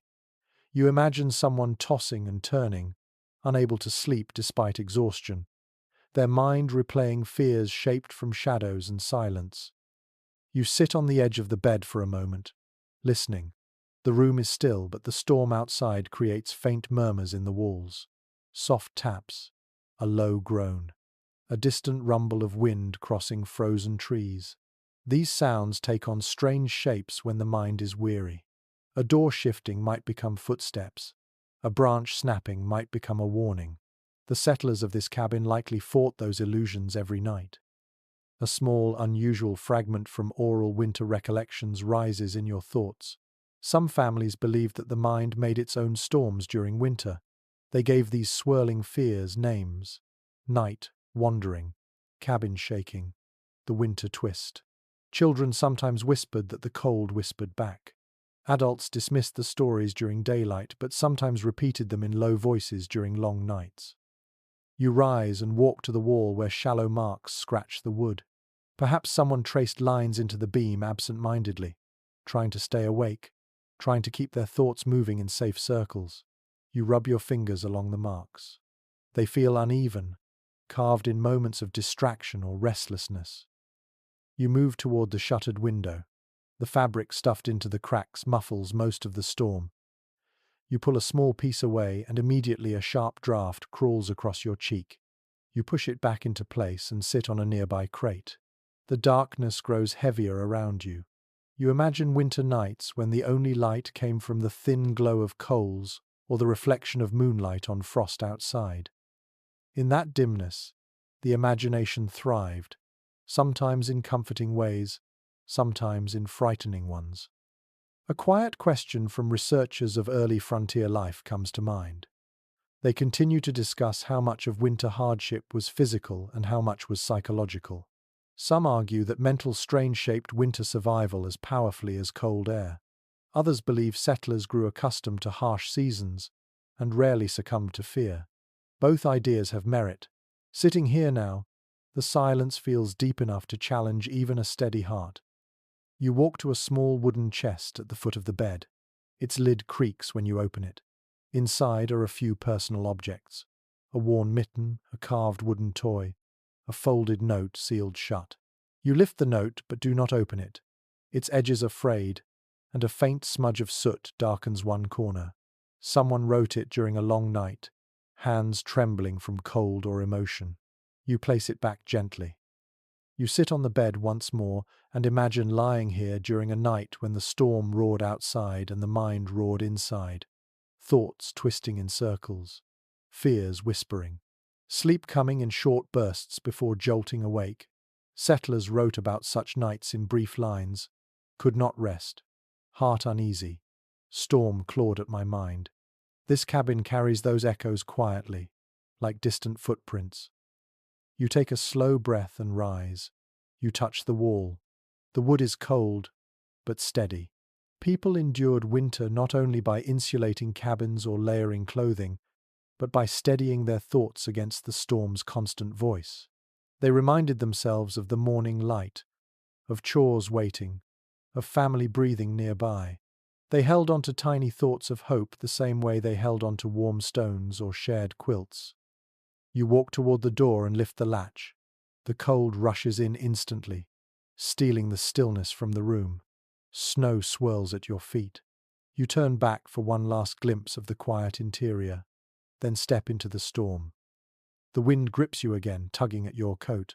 Another shelter waits somewhere ahead, its outline barely visible. You lean forward, breathing through the cold, and continue walking toward the next story, waiting in the frozen dark. You step away from the heavy silence of the last cabin and back into the storm, feeling the cold wrap around you with renewed purpose. The wind has grown sharper, slicing sideways across the landscape as if trying to erase everything in its path. Snow swirls in thick sheets, shifting directions without warning, and the world narrows into a tunnel of white and breath and sound. You brace yourself and push forward. Far ahead, a shape slowly materializes. At first, it looks like another half-collapsed shelter, but as you draw closer, you notice the structure stands more solidly than the others. The roof is packed thick with snow, but it holds.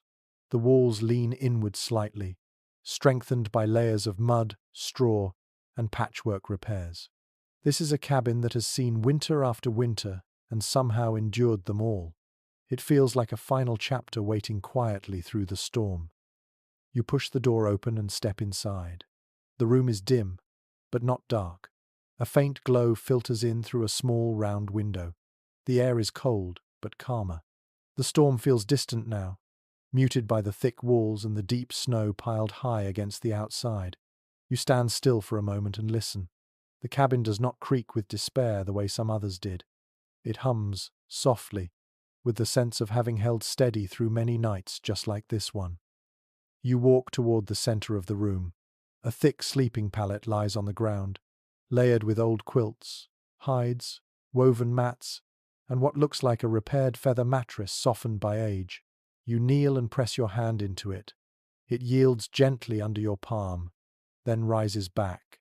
This bed carries traces of families who prepared for winter slowly and carefully, improving their bedding each season until it offered something close to real comfort. Nearby, a pile of patching materials sits neatly against the wall. Bundles of dried grass, rolls of cloth strips, small wooden tools for weaving and mending. You lift one of the strips and feel its softness. Settlers who lived here must have spent countless nights repairing their winter gear, refusing to surrender to drafts or broken seams. Every improvement, even the smallest, added a little more safety to the nights. You rise and walk toward the window. Frost spirals across the edges in soft white feathers. You brush a small circle clear with your glove and glimpse the storm beyond. The world outside is still wild, still swirling, still angry, but inside, the air feels steady, grounded. You imagine the settlers who once slept here reaching this final stretch of winter with a sense of tired hope. The worst nights survived, the cold slowly loosening its grip. A practical memory from frontier journals drifts into your thoughts. Families often described the late winter period as the long thaw, not because the land warmed quickly, but because something inside them shifted. The fear faded. The cabin felt sturdier. The routines made sense again. Even though the cold remained fierce, the people felt lighter, more certain that spring would eventually return. You turn back toward the center of the room. On the table sits a small clay bowl filled with grease used to waterproof boots and seams. A candle stub rests beside it, melted unevenly. These small items hint at preparations for the end of winter. Repairs made in anticipation of travel. Tools cleaned for the coming thaw. A quiet confidence beginning to replace the dread of early storms. As you explore, a small, unusual detail rises from the edge of memory. Some families treated the final storm of winter as a kind of silent celebration, not outward joy, but a deep breath shared between everyone in the cabin. They believed that if they could outlast this last icy fury, they had earned the right to welcome spring with humble gratitude. You can feel that sentiment in the air here, woven into the walls, settled into the bedding, captured in the faint scent of dried herbs stored carefully for the months ahead. You take a slow breath and sit on the sleeping pallet. The layers cushion your weight. You lie back for a moment, letting your body sink into the warmth still held in the cloth and hides. The storm outside roars, but here it feels like background noise, as if the cabin itself has taught you how to listen without fear. A quiet reflection from winter scholars drifts through your thoughts. Some believe the greatest triumph of frontier families was not their physical endurance, but their ability to create calm spaces inside endless storms. Others argue that resilience came from community ties, resourcefulness, and learned intuition. You let both ideas settle gently in your mind. Survival was not a single skill. It was a tapestry of small strengths woven together night after night. You sit up again, brushing a light sprinkle of frost from your coat. You look around the cabin with a kind of reverence. This place represents the final stretch of winter, when the cold still reigns but no longer commands absolute fear. A moment when people could finally begin to rest more deeply, trusting in the walls, the bedding, and the slow return of sunlight. You walk toward the door. Your hand rests on the latch. For a heartbeat, you listen to the muted storm, feeling it press gently against the structure, as though testing its resolve one last time. Then you pull the door open and step outside. The wind greets you, but something feels softer now. Maybe the storm is thinning. Maybe your mind has grown steadier. Maybe the journey has taught you the quiet truth that winter, no matter how cruel, eventually loosens its grip. Snow swirls past you in silver ribbons as you take one last breath of the icy air.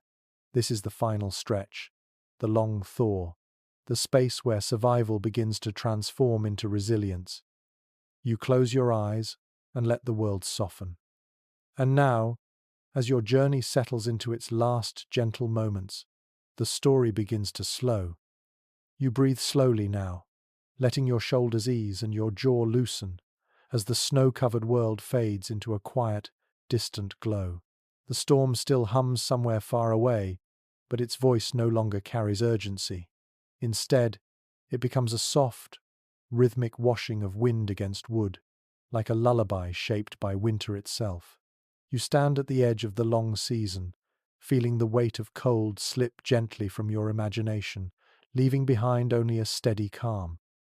The cabins you visited settle into memory: straw beds, warming stones, shared blankets, whispered breaths in the dark. Each shelter becomes a soft lantern in your thoughts, glowing with quiet resilience. You let these images drift slowly through your mind, light as falling snow, easy as a warm exhale against frost. Your breath deepens, your body softens.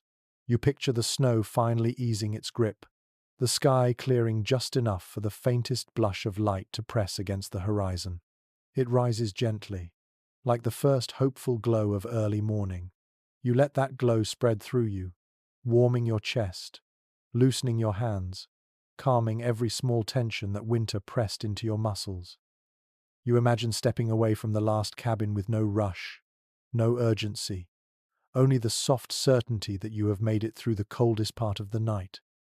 The storm quiets, the wind settles, the world grows still. You breathe again, slowly, deeply, warmly.